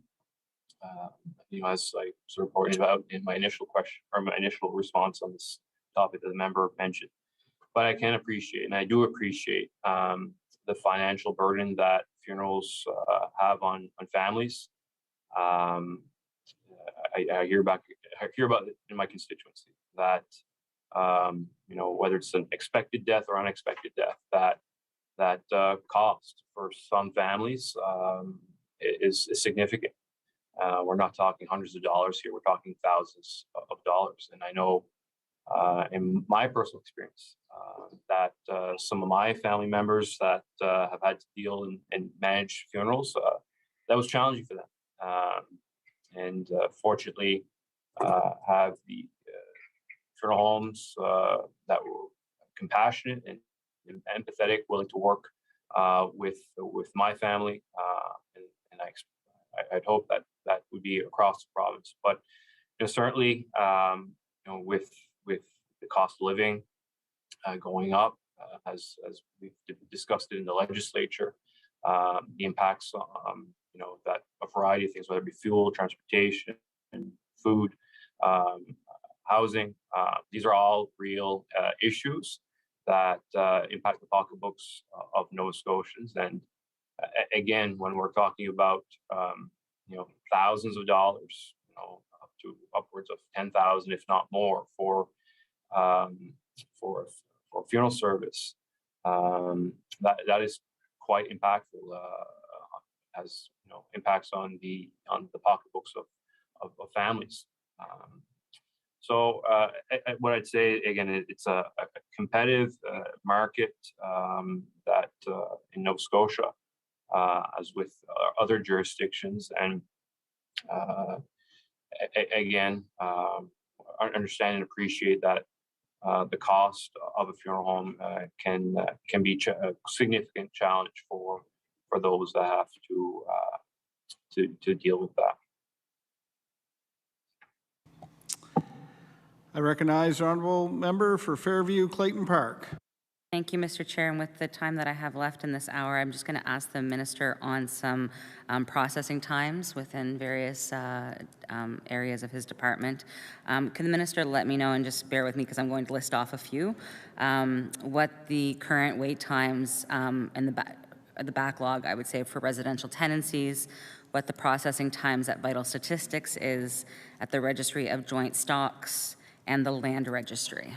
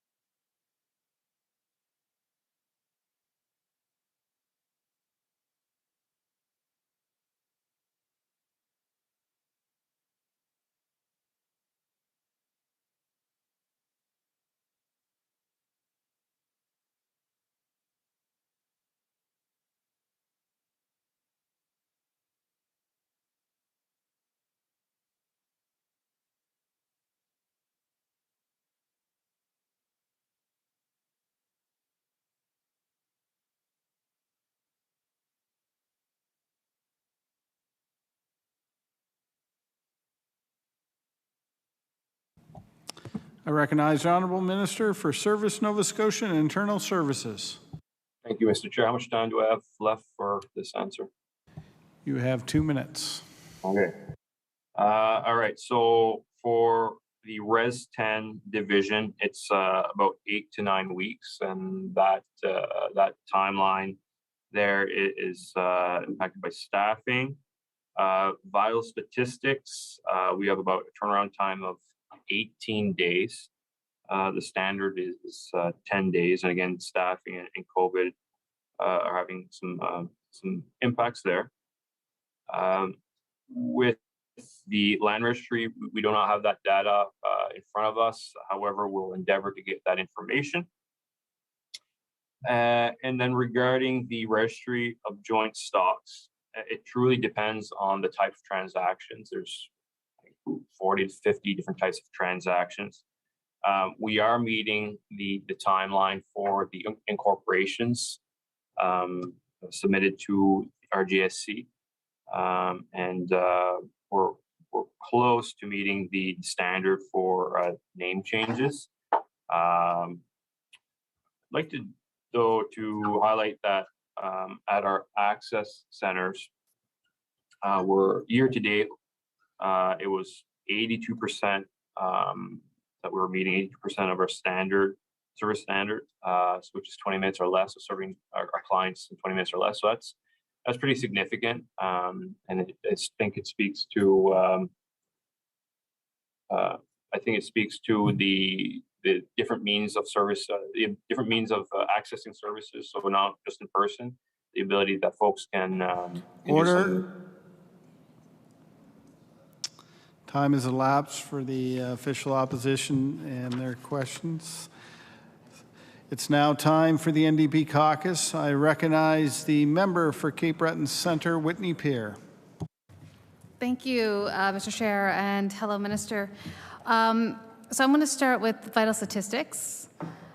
We know that there are many updates that are required to for Province's Vital Stats Act, and one issue is related to the registration of births in the province and the process and the forms that do not reflect our current understanding of families. And so I'll use my personal self as an example.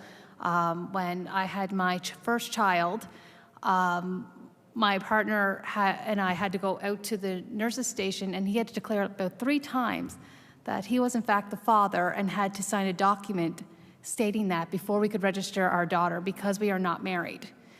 And then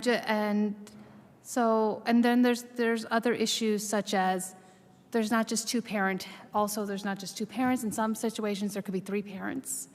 And so I'm just wondering, is this something that the minister is looking at?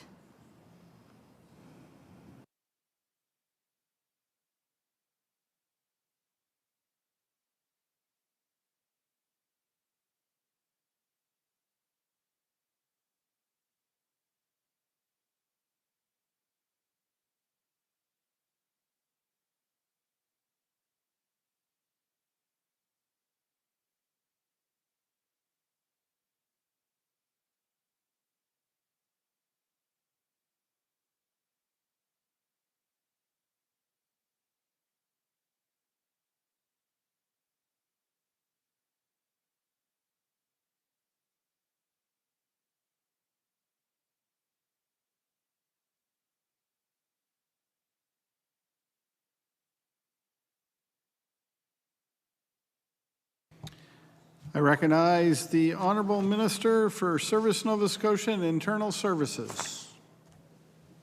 Thank you very much, Mr. Chair, and thank you to my honourable colleague from Cape Breton Centre, Whitney Peer, for asking this question. So she may be aware that 2 of her colleagues, one the member from Halifax Needham, as well as the member from Halifax Citadel Sable Island, have met with my department staff regarding the modernization of the Vital Statistics Act. It's a commitment from myself and the department that continuously looking at modernizing and looking at the legislation within my purview, and this is one that we're looking at. So we're looking to bring changes, meaningful changes to the Nova Scotia birth registration process, and through that with the modernization of the Vital Stats Act. And as the member outlined in her question, there are changes that are needed to acknowledge and reflect and respect the many ways that Nova Scotia families are comprised, and the diversity of our citizens.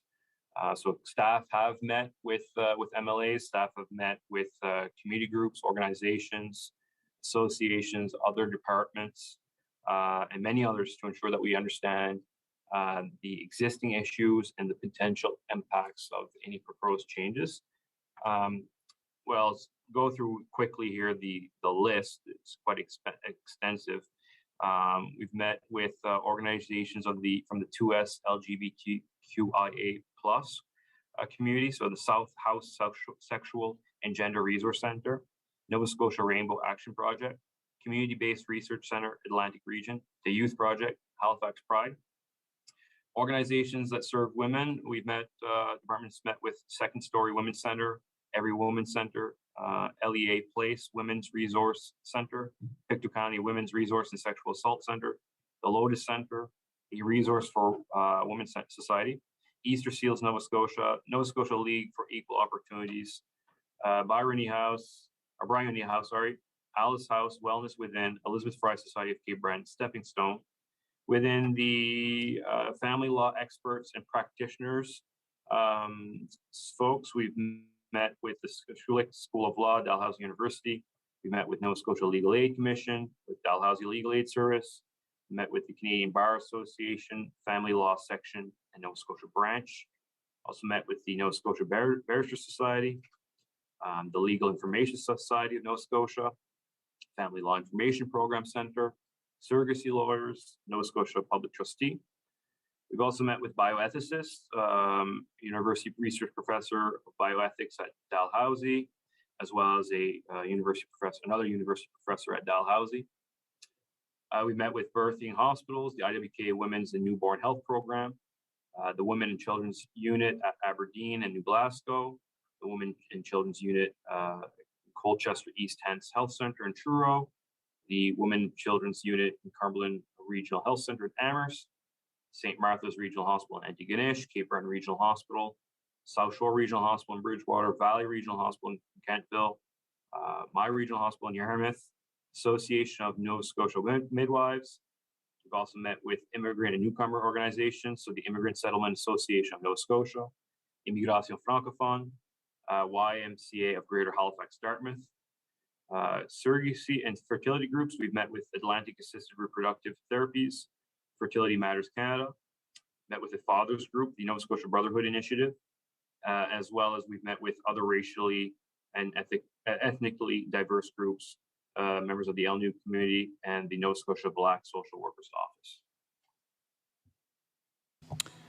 I recognize the member for Cape Breton Center, Whitney Peer. Thank you. That's great. I think that's a great list, definitely to be having conversations with, and very much needed. And so I hope at some point we're going to have some of those changes being brought to us. And so I'm going to assume, and the minister can confirm yes or no to this, that the department, with all those types of changes, are going to make efforts to remove the gendered language in all those forms. I recognize the Honourable Minister for Service Nova Scotia and Internal Services. Yes. I recognize the member for Cape Breton Center, Whitney Peer. That's great. Sometimes one-word answers are all you need. That's wonderful.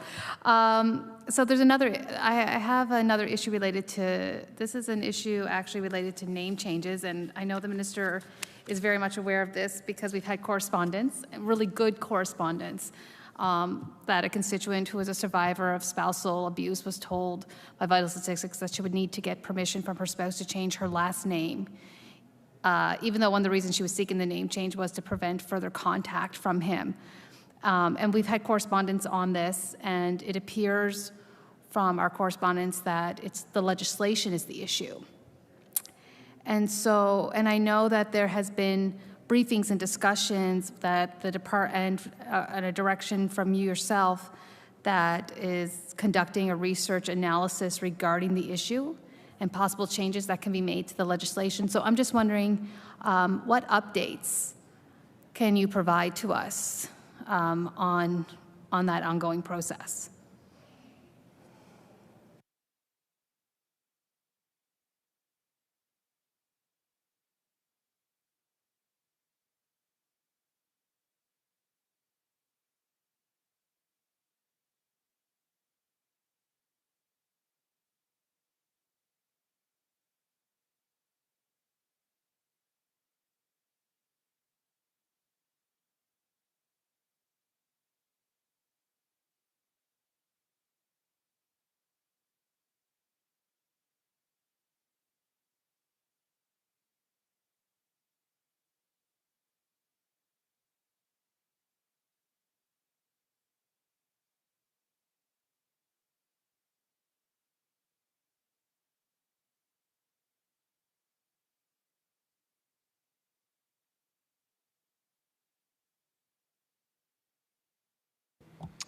I recognize the Honourable Minister for Service Nova Scotia and Internal Services. Thank you very much, Mr. Chair, and thank you to the member for bringing forward this issue. And I was very happy to respond to her correspondence. Happy that since her correspondence that the issue has been resolved, but certainly empathize with her constituent having to go through a difficult situation. So there are a number of scenarios and situations where Nova Scotians may want to change their name, and that could be for blended families, gender identity, or personal preference, just to list a few. And some reasons can be a little bit more difficult, as has noted the member through her question. So our job here at the department is to be sure that the rules that we have in place for changing a name are appropriate for all situations. So since the member has brought this forward to my attention, to our department, my department's attention, I've asked staff to see how we can make improvements and what's being done in other jurisdictions. So jurisdictional scan underway, and I'd be very pleased to provide the member opposite with an update once we have more information. I recognize the member for Cape Breton Center, Whitney Peer. No, yes, thank you, Minister. That's great news, considering we brought the issue to you not too long ago that a jurisdiction scan is already underway. I'm happy to hear that. And as you mentioned regarding other changes in names, I'm just wondering, is the department looking at or working to eliminate any of the fees associated with name changes, specifically around the two as LGBTQ plus individuals who are transitioning and want their dead names removed from their government identification?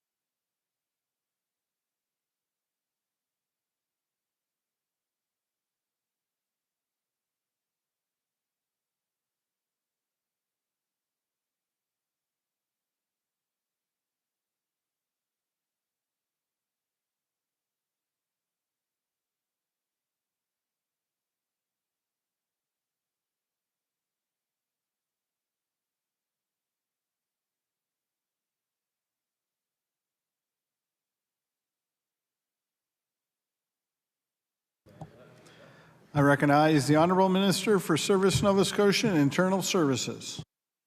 Thank you very much, Mr. Chair, and can assure the member that we have great staff at Service Nova Scotia and Internal Services that are quick to act and quick to get to work, and always are ready to go above and beyond. So I'm really blessed to be in the position I'm in, to have the support of staff. To the member's question, that's something that is not currently on the radar. However, certainly bring it back to the department for discussion. But I will share for the committee that for our First Nations communities, an initiative under the Truth and Reconciliation, that there's no cost for our First Nation for members of the First Nation community to change their name to their First Nation name or their Mi'kmaq name. I recognize the member for Cape Breton Center, Whitney Peer. Thank you, and I do hope that this does go on to your radar as part of, I believe you mentioned the Diversity, Equity, Inclusion Action Plan. I hope maybe that can be also, this kind of situation be considered. And with that, Mr. Chair, I will hand this over to my colleague from the Halifax Needham. I recognize the member for Halifax Needham. Thank you, Mr. Chair. And I do want to say that the minister is absolutely correct when he says that he has amazing staff and they are on the ball, which is why, I mean, just most of our questions are follow-ups from our meetings. Just wondering, is there an update on the processes and the name changes and people's circumstances, because as we know, if one person is coming forward, then more people will come forward knowing that there's access for that. So but I'm going to just shift the conversation completely. But first, before I do though, Minister, I do want to say I do appreciate our conversations and as well the clarity in which I receive information. So you mentioned diversity, equity, and inclusion, and a process that's going forward within your department. And I just have a few questions on that. Firstly, is a consultation being done by local consultants? One, and then secondly, is there a position that will be dedicated for this particular role or this particular after the consultation's finished?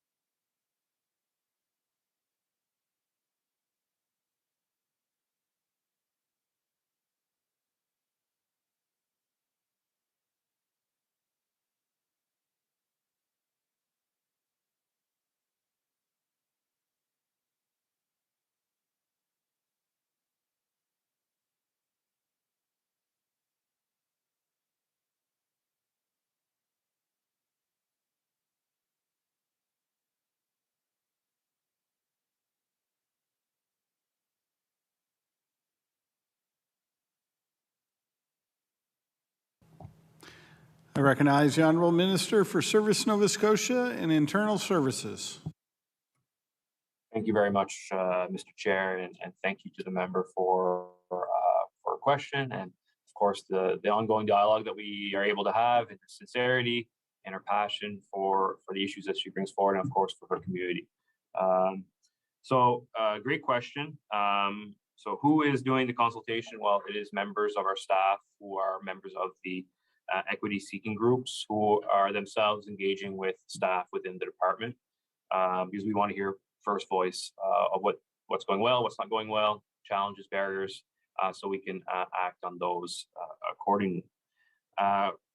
Regarding the member's question about if there's a position, yes.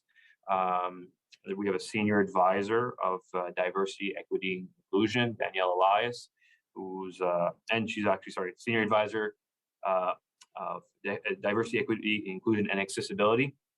And she sits at the executive table to be part of those discussions. And of course, last but not least, we're also establishing a working group with staff to help inform the senior leadership within the department. I recognize the member for Halifax Needham. Thank you so much, Mr. Chair, and I appreciate that. Thank you. I'm glad to hear that. So we're going to move right into rent evictions because this is the hot topic, as we know. When I asked the housing minister during question period about rent evictions that were happening, the minister specifically said that the process is working. And so we know that the process works for those that put their name forward and for those that are, really involved in knowing the clarity on this process. But I'm just curious as to what information are you using to make the assessment that the process is working, and who are you hearing from in order to make that call?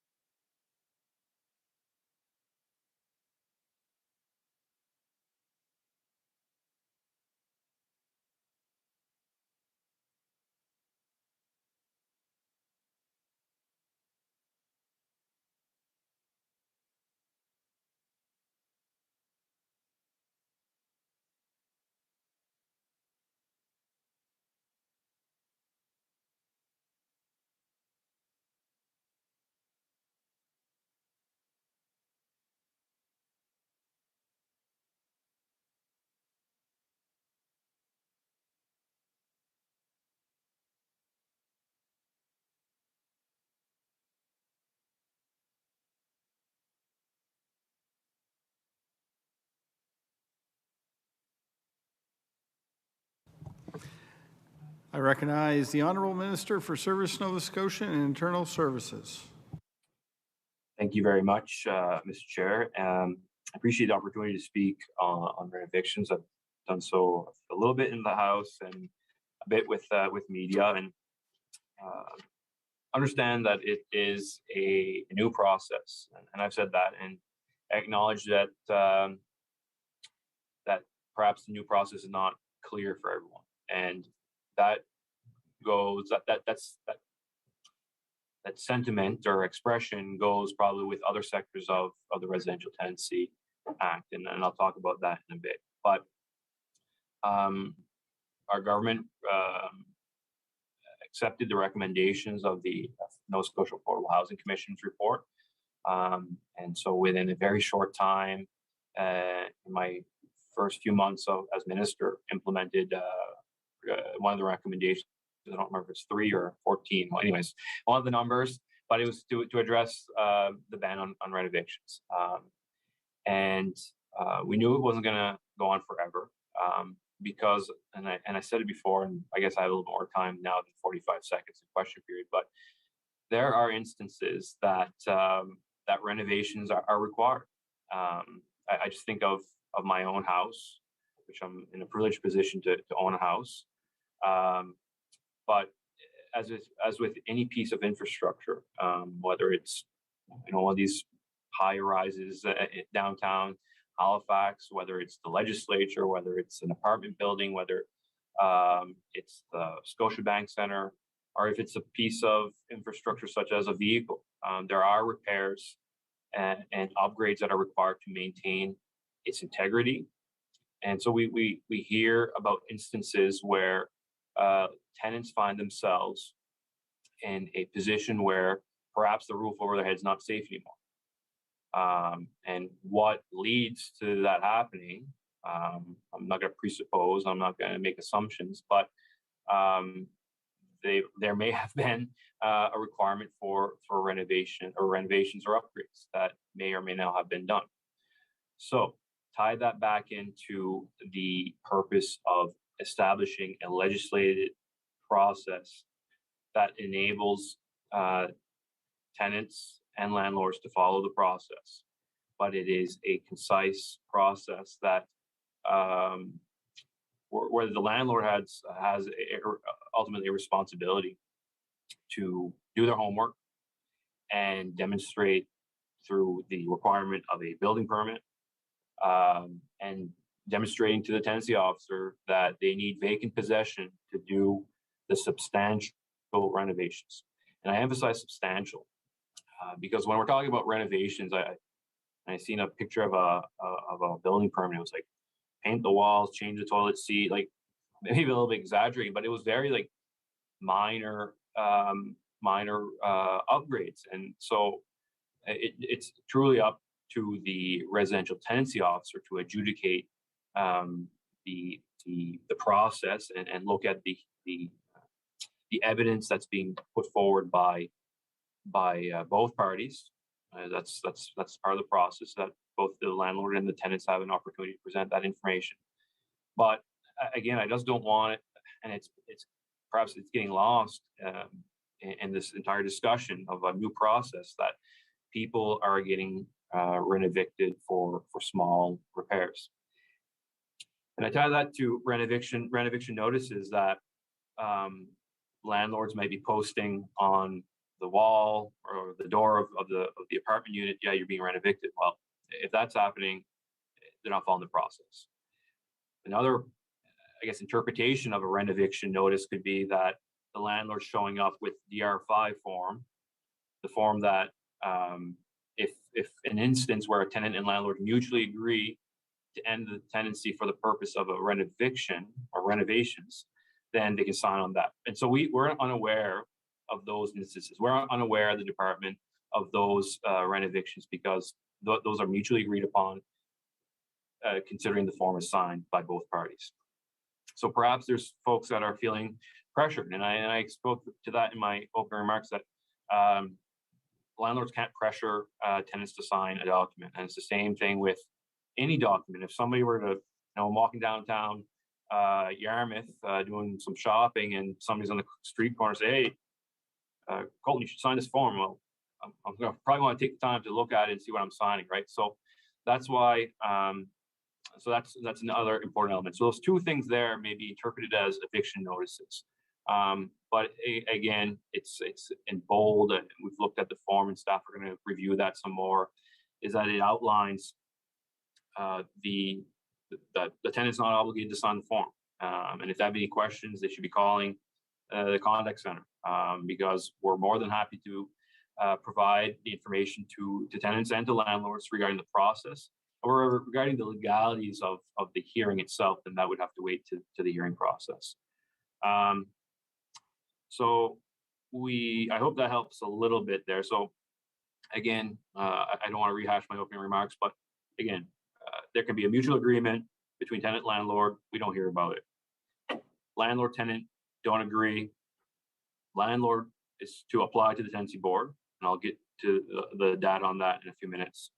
But in the instances where there's the perception of an eviction notice being given by the landlord to the tenant, and if it's an unresolved dispute, whether it be that or any other dispute that's within the purview of the Residential Tenancy Act, then my recommendation is to tenants would be to file an application to the tenancy board. So with that being said, on the rent eviction piece, we've been keeping track of the data since it's been coming in through the department. So we've received 26 applications prior to the ban being lifted. And again, so actually, before I get into the data, the whole 3-month noticing, that 3 months notice is once the application has gone to a hearing and a decision has been made by the RTO. So you can't express intent, notice on April 22nd, in 3 months you're going to be out. It has to go through the adjudication process for the RTO, which the current timelines is, timeline is about 8 to 9 weeks. So folks that are getting a notice without going through a hearing, the process is not being followed. So we received 6 applications prior to the ban being lifted. In total, we've received 28 applications.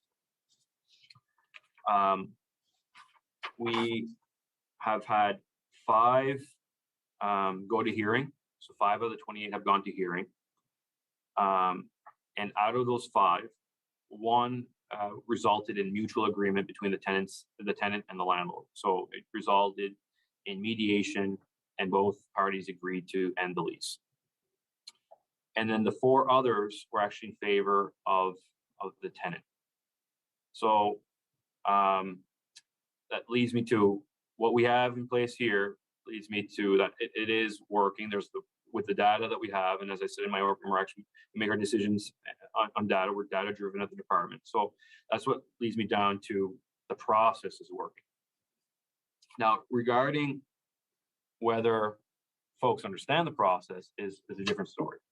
And that's why I took seriously the comments from the member's colleague from Dartmouth North last fall regarding public awareness and education. So education about the entire RTA. So I think most folks understand or are aware that the rent cap is extended to December 31st, 2023. So that public awareness was quite easy, but we're still including that information into our fact sheets. So we've developed 2 fact sheets. One dated December 2021, and it talks about the rent cap, and it talks about the rent evictions, and then the changes and the process. And we have another fact sheet that's dated March 2022, and when I go back to the legislature, I'll table these again, but these are the same documents that were tabled during question period. So this March 2022 goes over rent evictions and the process, the rent cap, and then resources of where to get information. And more than happy if members opposite want copies of this, we can certainly send it through the caucus or directly to members from the department, and so they can have information. And then finally, we've also done targeted public awareness on social media. So we've done some social media ads on Facebook that would pop up on Facebook feeds that would be generated in the Facebook marketplace. We did Google AdWords searches. So you would search residential tenancies, and somehow the masterminds of Google created a situation where the first thing that would come up would be an ad on renting information for tenants and landlords, financiers, and it's a link directly to Nova Scotia residential tenancies. And then we've also done some ad placements on Kijiji, because understanding there's folks that advertise their apartment units on Kijiji. So we're trying our best to get the accurate and up-to-date information into the hands of those who need it, and recognizing there's more, we're not stopping. We're gonna, like I said earlier, we're wrapping up a direct mail piece that will go out to 92,000 tenants across the province, which will focus on changes made to renting and creating more awareness of where tenants and landlords can find their resources to questions, on the answers to questions that they might have. And finally, before the hour runs out, during the February to April online advertising, the ads were seen by a lot of people, 800,000 people, and with almost 12,000 of them engaging with them. So that's a significant part of our population, and I would expect if these were engagements on Kijiji, folks that were looking for apartments, probably folks that are particularly within the rental, that are looking for rentals. So lots of good work. Understanding that there's more, but hopefully that helps to provide clarity to the member. I recognize the member for Halifax Needham. So absolutely. I mean, completely.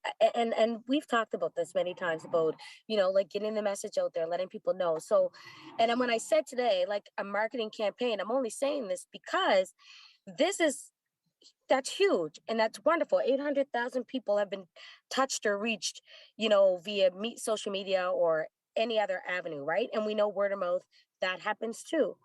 But we also know that there are still people, and I mean, out of the four that you mentioned that had successful residential tenancy hearings, and I'm assuming that this is one of them, their landlord's response was demolition to their home.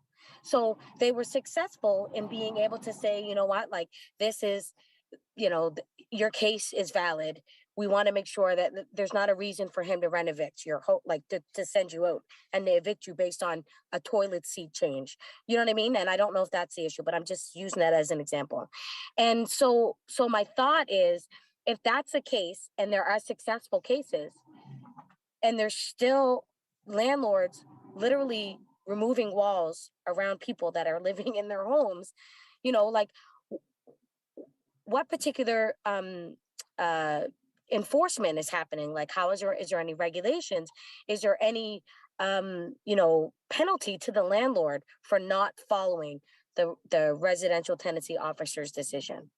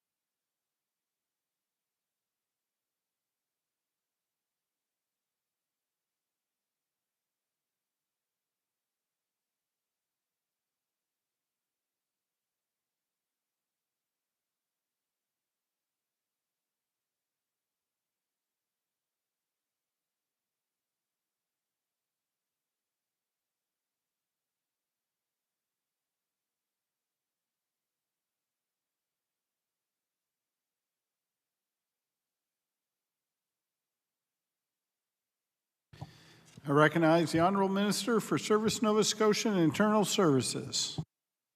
Thank you very much, Mr. Chair, and thanks to the member for the question. What I'd say is I'd recognize that there's some difficult landlords and there's probably some difficult tenants, but so I wouldn't want to paint all landlords or all tenants with the same brush when we're talking about these issues. Regarding demolition and acts of demolition, that is also a process that must be adjudicated through the residential tenancy program. So if tenants are finding themselves in a position where there's a confusion, whether it's rent eviction or demolition, they're finding themselves the wall is being demolished around, or if a demolition crew shows up, again, there's the process through the residential tenancy program. So also some opportunities through municipal officials when we're talking in regards to building codes and safety, when there's matters of personal safety and property safety, there's opportunities for law enforcement to get involved. And then again, back through the Residential Tenancies Act, I went specifically to rent evictions. If landlords are found not to be following the process, that's why we've introduced penalties for the landlords in favor of the tenant, where they can get additional compensation through the renovation process. I recognize the member for Halifax Needham. Thank you. And I mean, yeah, the additional compensation is great, but there's nowhere to move to. So like, you get 3 months from your landlord, he gets to pay you whatever, however much it is. But like you have 3 months living in conditions that are probably not the best situation, because we hear from people that are saying their landlords are taking the doors off the walls, or they're cutting off utilities, or they're, removing many different facets of the home that they own because they're landlords, because they filed a residential tenancy suit, right? So, and this one in particular was successful. So I bring this to the attention because I think we need to be more firm when it comes to, putting some penalties in place that will actually affect the landlord, or as well, if there's, bad tenants, there needs to be penalties in place for that as well. It has to go both ways. But at the same time, it brings me to, and I know that you've heard this, that there's rent evictions of the Blue Nose Inn in Bedford. And I mean, like 40 tenants were notified on March 1st. So that was before the ban was up, and they were given a letter. And so it's good that this information is out there and that we're able to kind of inform people, because they were informed and they went to a lawyer to speak to a lawyer about this process. But I mean, let's just say they're successful in winning their case. Then to me, what happens, like the landlord is already going to sell the unit, the building, to make 105 unit residential buildings, which I think this is a really good opportunity for our government to step in and maybe do first right of refusal to kind of take it over and provide, some non-market housing, some, nonprofit housing, whatever, co-op, regardless. But I just really feel like these are missed opportunities, but as well, people are suffering because their housing is being taken from them, or they're being in fear in their living spaces if they do take their landlord to task, right? So I just wanted to mention that, because these are some serious issues that I get emails of consistently, and as well, I'm pretty sure you do as well in your office. But there has to be some penalties or some firm pieces of legislation that state specifically this is what's going to happen. So we discussed, the many changes that are needed to the Residential Tenancies Act. And one of them, which we debated in the last sitting, related to fixed term leases. And I'm just curious, is the department considering any changes to that act that would ensure tenants in a fixed term lease? And I know that you mentioned, the opt-out to be able to, or is that just specific to renovations? I'm not quite sure. It's so much going on right now. But my question is, Are you considering any changes to the act that would ensure tenants in fixed term leases have more protections from eviction and rent increases, other than the ones that you had made changes to from the previous sitting?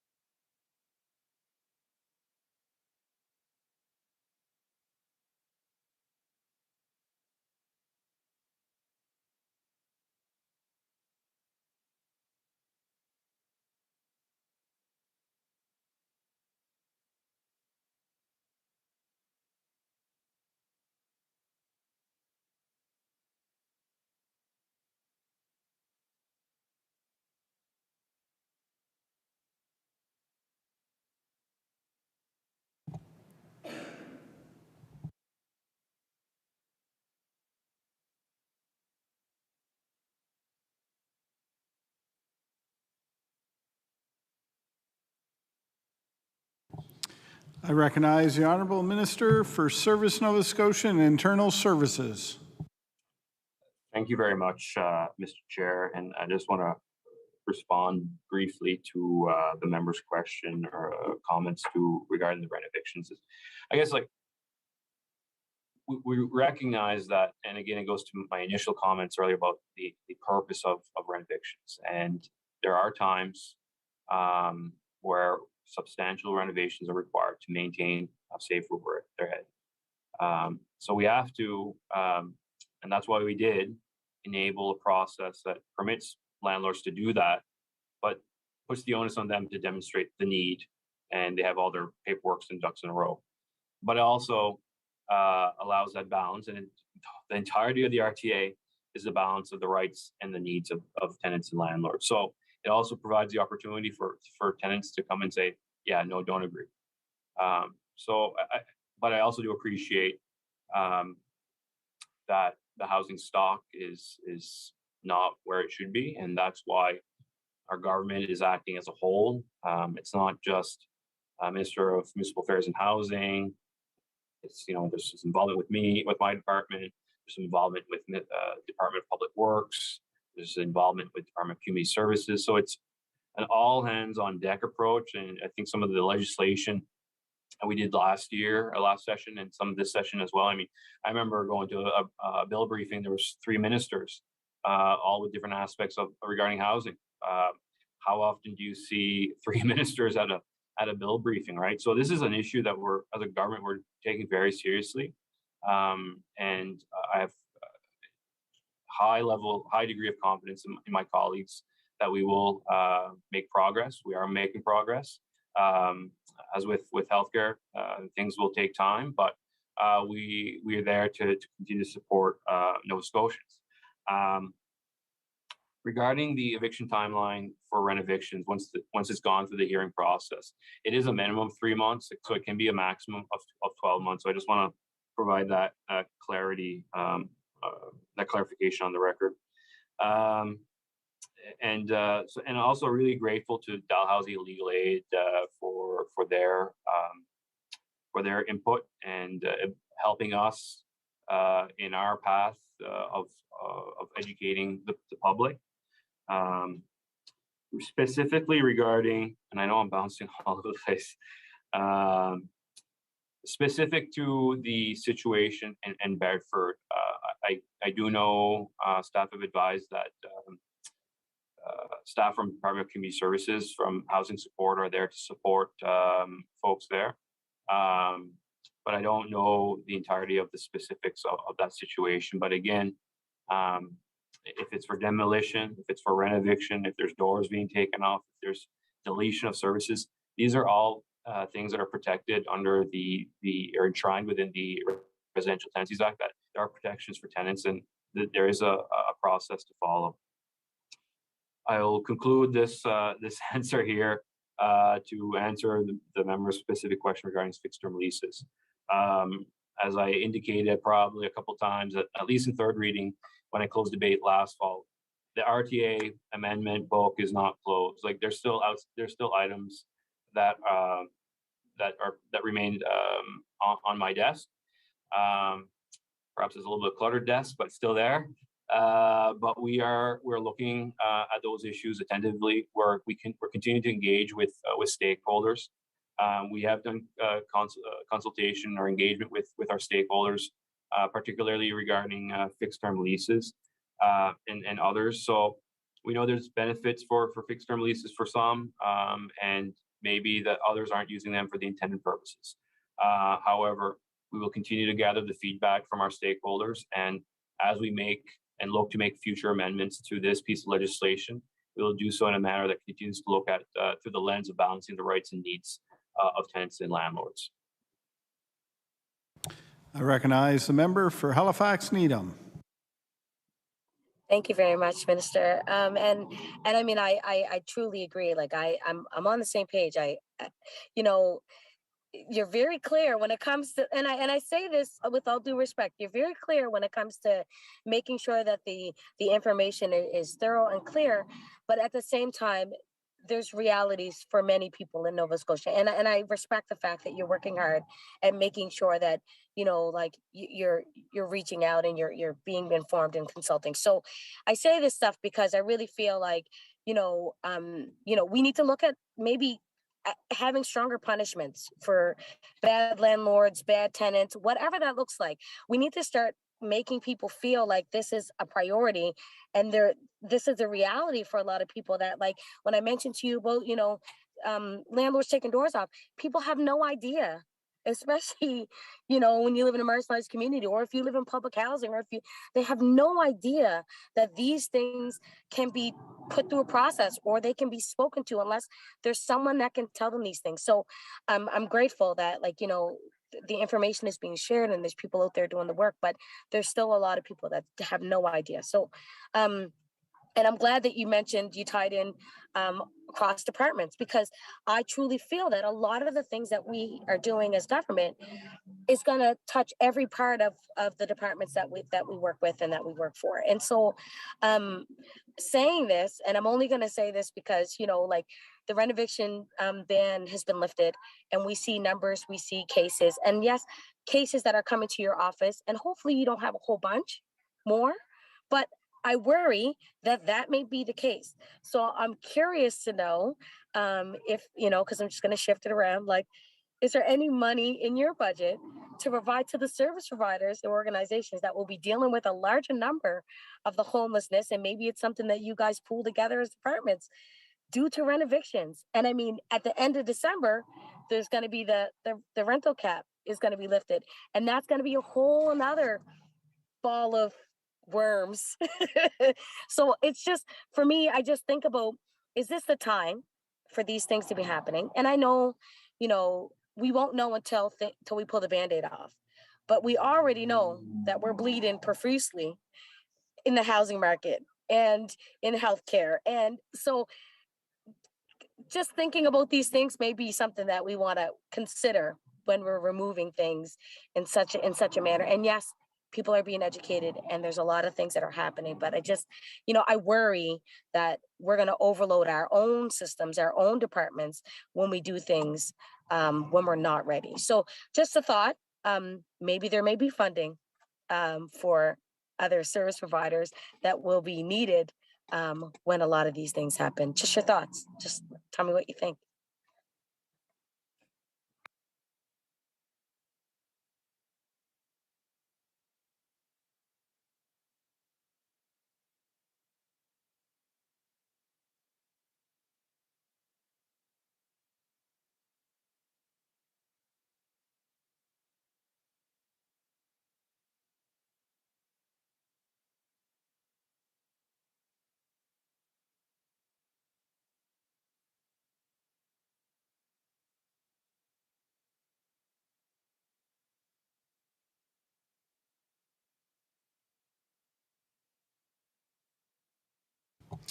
I recognize the Honourable Minister for Service Nova Scotia and Internal Services.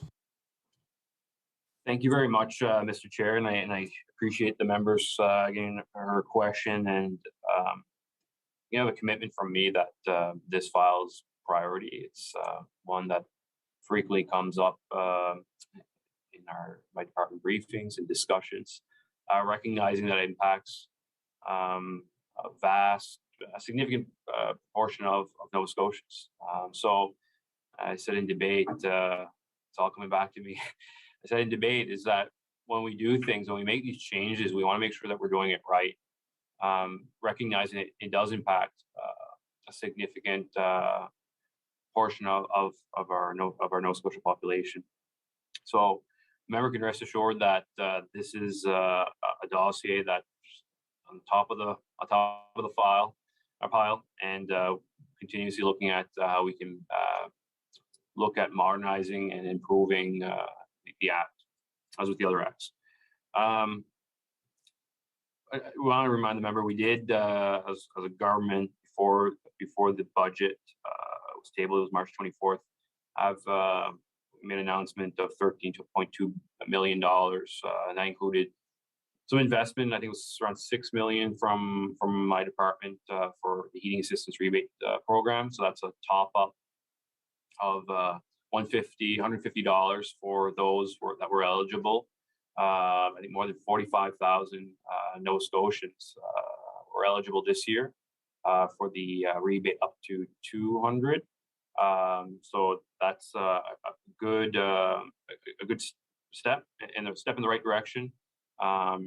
It's and of course the payments to income assistance recipients, as well as disability support, those on disability support program, as well as our investment supports to food banks. But we're always listening. Like, the door's not shut. I've said it. The Minister of Finance has said it. Like, we're all eyes and ears on these issues because they're issues that impact our communities, our families, our friends. Impacts everyone in our province and those that we represent. So we will do what we have to do as a government to ensure that those we support those most vulnerable, and that's what we did back in March. Instead of creating a whole new system, which does take time, we already had an existing mechanism of getting that money out the door, and that if folks haven't received their 150 top up yet, it should be coming in the next few days here. I'll say regarding support, so we don't have any funding within my department's budget for wraparound supports for housing. That'd be more so within the Department of Community Services, but they do a tremendous job of supporting those in need. And finally, I'll leave the member on this note is, supply is an issue. Recognize that supply is an issue, and for affordability to improve, availability needs to improve, and that's why it's a concerted effort to build on that supply, and we have these the bridge of the rent cap to get us to 2023, to allow us to increase that stock, in hopes of having more supply that would improve that availability for Nova Scotians right across the spectrum, whether it be affordable housing to condos, everywhere is in between. I recognize the member for Halifax Needham. Thank you. And I will say, I'm hopeful too, 2020, before we get to the end of this rent cap ban, that we have enough supply. But if we don't, can I get we're going to keep the ban on until we get supply? Just a thought. Just think about that. My last question that I do have, though, is it's really good.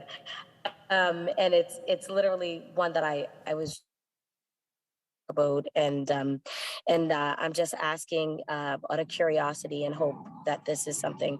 I heard you mention it in your opening remarks about moving to an appointment system for people needing access for in-person services, and many people have indicated that this system is actually way better and more efficient than the previous system that often led to long waits. So I'm curious, and maybe I missed it. Does the department plan to keep this appointment system for Nova Scotians?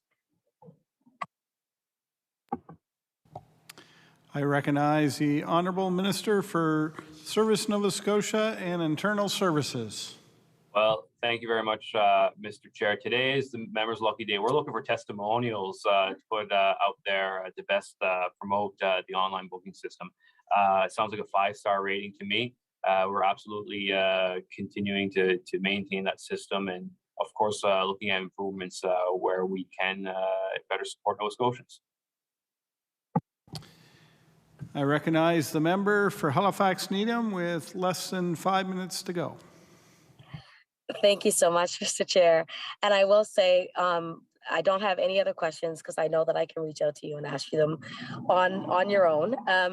But I do want to say that I highly respect the department in which, you oversee. You have a number of amazing staff and experts that are there, that are doing hard work and are actually listening and understanding to Nova Scotians. So I appreciate all the work that they do, and as well having this conversation with with you, Mr. Minister. So if my colleague is there, and if they have any other questions, I will pass it along to them. Thank you. Thank you to the member. I recognize the member for Cape Breton Centre, Whitney Pierre. Thank you, Mr. Chair. And hello again, Minister. I'm just wondering, and I'm hoping maybe you'll have your staff there and we can talk about the Public Service Commission. And that is, if you have just one or two questions, and I'm wondering if you may be able to answer, how many public sector contracts are outstanding?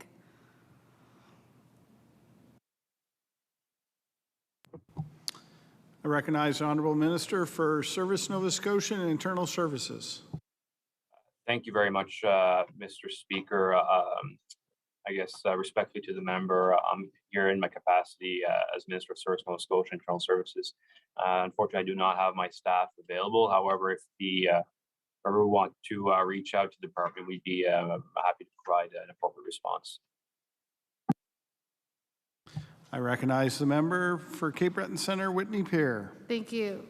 Thank you, Mr. Chair. And I completely understand it was kind of a shot in the dark to see if you did have your staff there that we could talk about those contracts. But as your capacity, where you might not need staff for this question. And so it's just a question. I had tabled a bill, as you know, or you might be aware, regarding anti-worker legislation. And I'm just wondering if I can get the minister's thoughts on repealing or amending those public sector those pieces of legislation. I recognize the Honourable Minister for Service Nova Scotia and Internal Services. Thank you very much, Mr. Chair. And that would be a question better directed to the Minister of responsible for Labour Relations, my Minister colleague, the Minister of Finance and Treasury.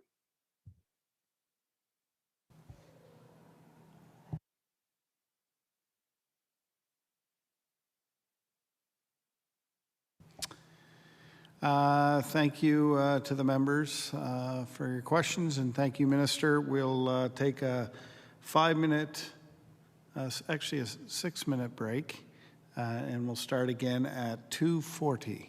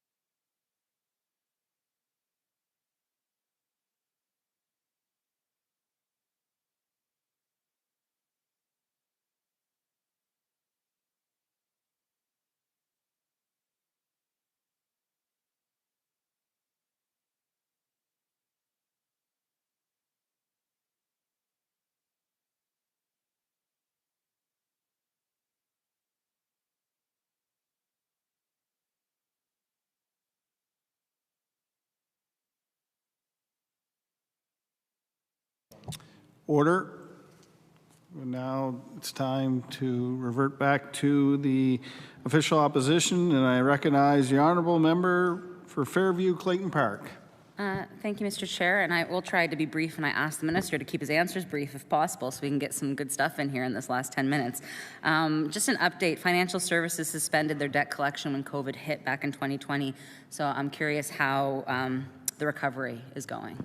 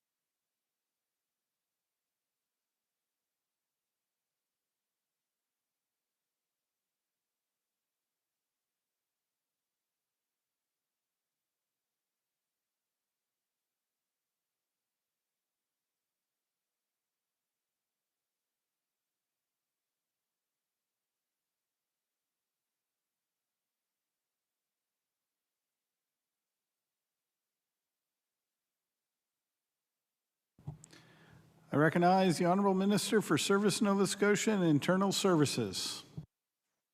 Thank you very much, Mr. Chair. I guess the short answer to the member opposite, I could answer this question in a year from now because we don't have that data. As I indicated in my opening remarks, the staff from the collection services were supporting the province's public health response, the pandemic response, and since that, there's an ongoing transition from them supporting public health to now going back into the collection services, and so there's lots of work being done to upstart that process again with our clients that we serve. And so I guess in a year's time, I'd be able to provide an answer to the member opposite. I recognize the honourable member for Fairview Clayton Park. Thank you, Mr. Chair, and that wasn't a criticism by any means. I appreciate the work that the staff of Service Nova Scotia have been doing in order to help with COVID. I was just looking to see if anything had moved forward. In-person services are often a link between people in rural areas and their government. They can be a lifeline for citizens. I'm wondering if the minister could tell us what the department is doing to ensure that these in-person services return as we learn to live with COVID, and could he tell us what new offices are planned? Could he also maybe give an update on the RMV services in Sheet Harbour and Guysborough?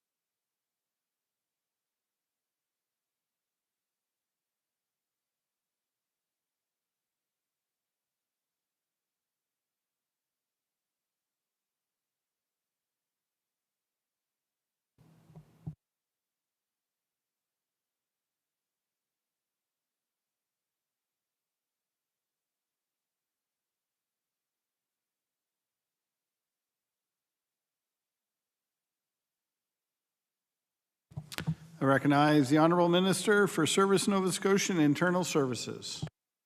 Thank you very much, Mr. Chair. What I can say to the members, for a number of months, all services have been online. All the in-person services have resumed. There, including the sites that the member has noted. I'd like to acknowledge, though, there are some impacts on staffing specific to extended hours. So there's some sites, RMB sites, access sites that have extended hours in the evenings. So over the last 2 weeks here, because of staffing challenges with due to COVID, There was no extended hours in, I believe, like Bridgewater, Amherst, Sydney, Dartmouth. But otherwise, all green lights. I recognize the honorable member for Fairview Clayton Park. Thank you, Mr. Speaker. Mr. Speaker, through you, Mr. Chair, through you to the minister.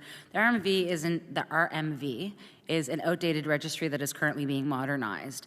At one point, there were only a handful of people in the province who had the technical knowledge to support the RMV system. I'm wondering if the minister could update us on the modernization work. Has that number of technical expertise improved? And does the department have a full team in place to complete the RMV modernization?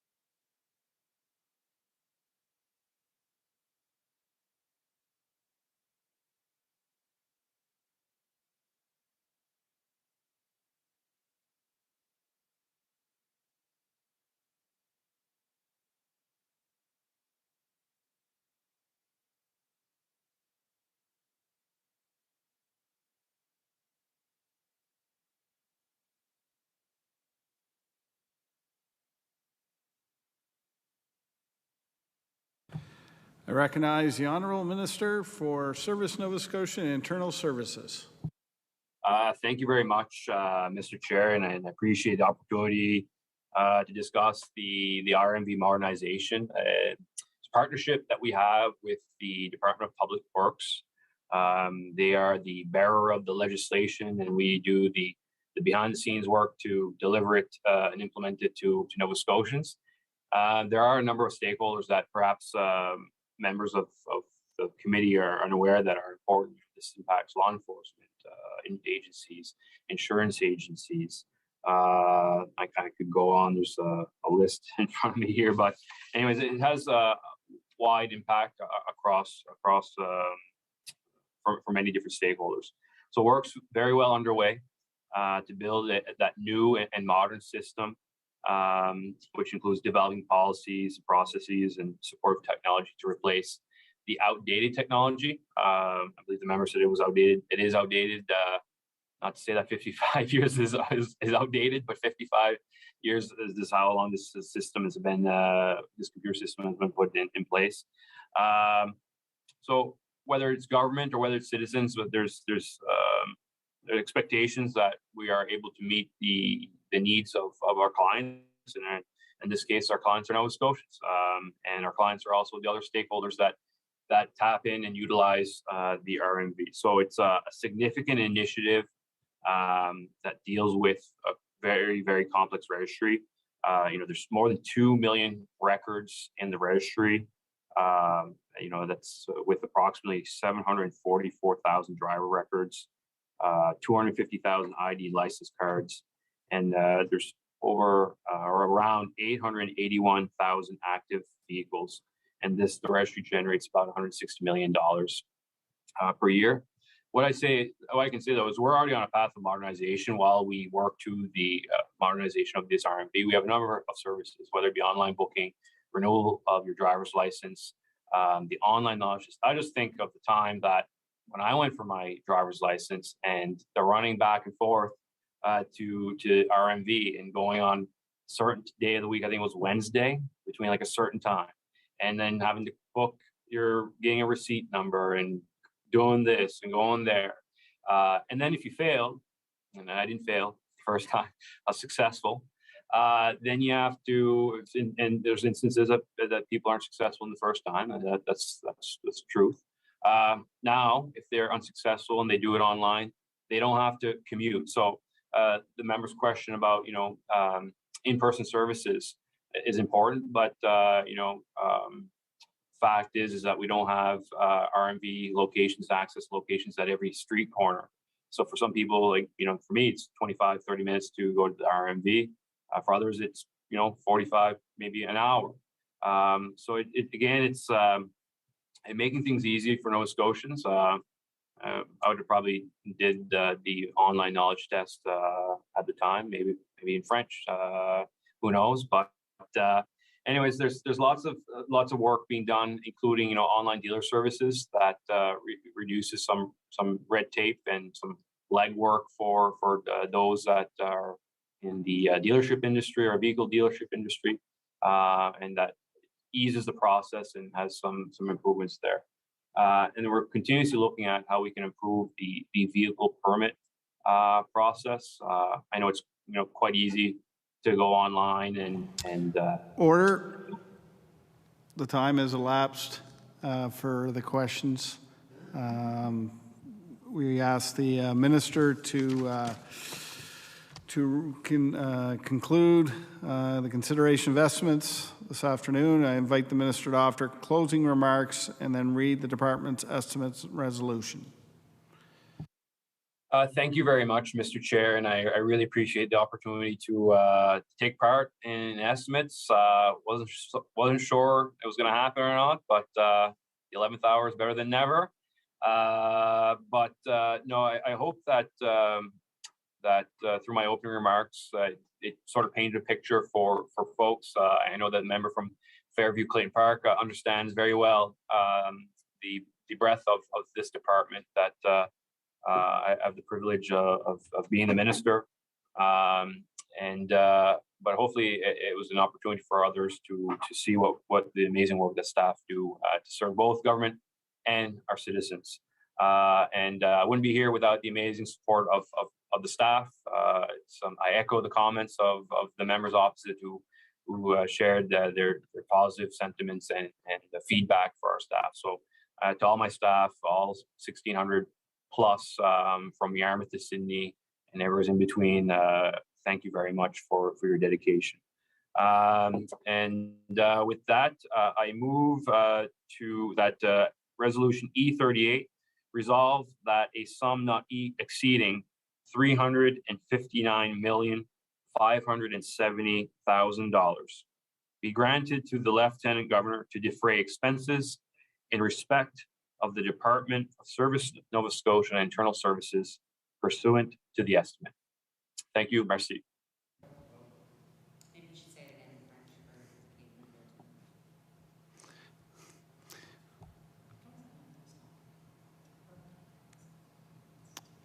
Thank you, Minister. We have 5 minutes left, or 4 minutes left. I can still talk. I Yeah. can keep on going. Yeah, All right. keep going. Sounds good. All right. I'll just talk a little bit more about what's that?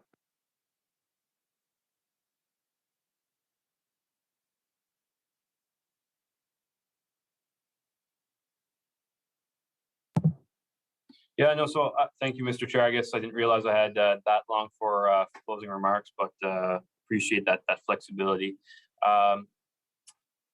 Again, like I alluded, like I mentioned in my opening remarks, that the breadth of the department is significant, and a lot of folks. Let's take the example if financial services wasn't running as it is, that come payday, we'd have 10,000 civil servants quite frustrated. We would have folks that are recipients of income assistance through the Department of Community Services that wouldn't get their payments.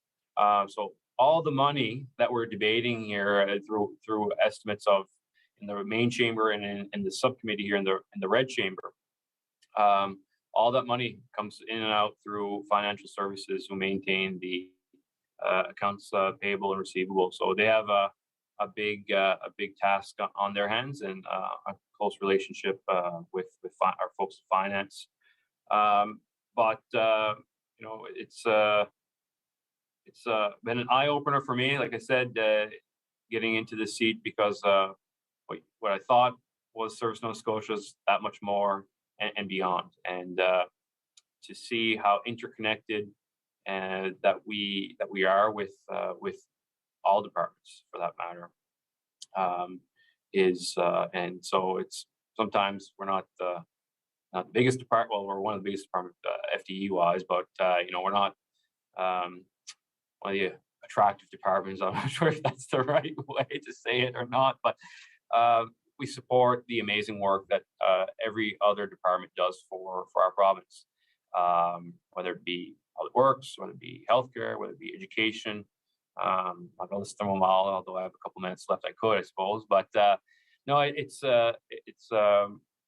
it's remarkable of that, and to see the dedication that with the staff that I interact frequently with, and the feedback that is shared from them is second to none. So it's looking forward to and of course, I'd be remiss, although I'm here in my capacity as Minister of Service Nova Scotia Internal Services, I'd be remiss if I did not mention my other portfolios and my ministerial responsibilities of Minister of the Public Service Commission and that department, the amazing work that's done within the PSC to support, again, across government. So perhaps coincidental there that we're providing, both my departments are providing services to government. And finally, of course, the Office of Acadian Affairs and Francophonie, one that cherished very near and dear to my heart, very important portfolio for me. Minister, I ask you to read your resolution. All right, I'll read it one more time. So there we go. Resolution E38, be resolved that a sum not exceeding $359,570,000 be granted to the Lieutenant Governor to defray expenses in respect to the Department of Service Nova Scotia and Internal Services pursuant to the estimate. Shall Resolution E38 stand? All those in favor say agree. Those opposed? The resolution stands. It is now 2:57. There we go. And the House is set to adjourn at 11:59 p.m. That concludes the subcommittee's consideration of estimates for today. The subcommittee will resume consideration. No, it won't. This is it. So yeah, this is celebration. So I ask all our members. I want to thank the minister and the members on the right, members on the left, and Ledge TV. Thank you so much for your time and all the work that you guys do. So I ask you, thank you. Thank you to please return to your seats in the Legislative Chamber. The committee of the whole House must rise and report before the House concludes its business for the day. Meeting is adjourned.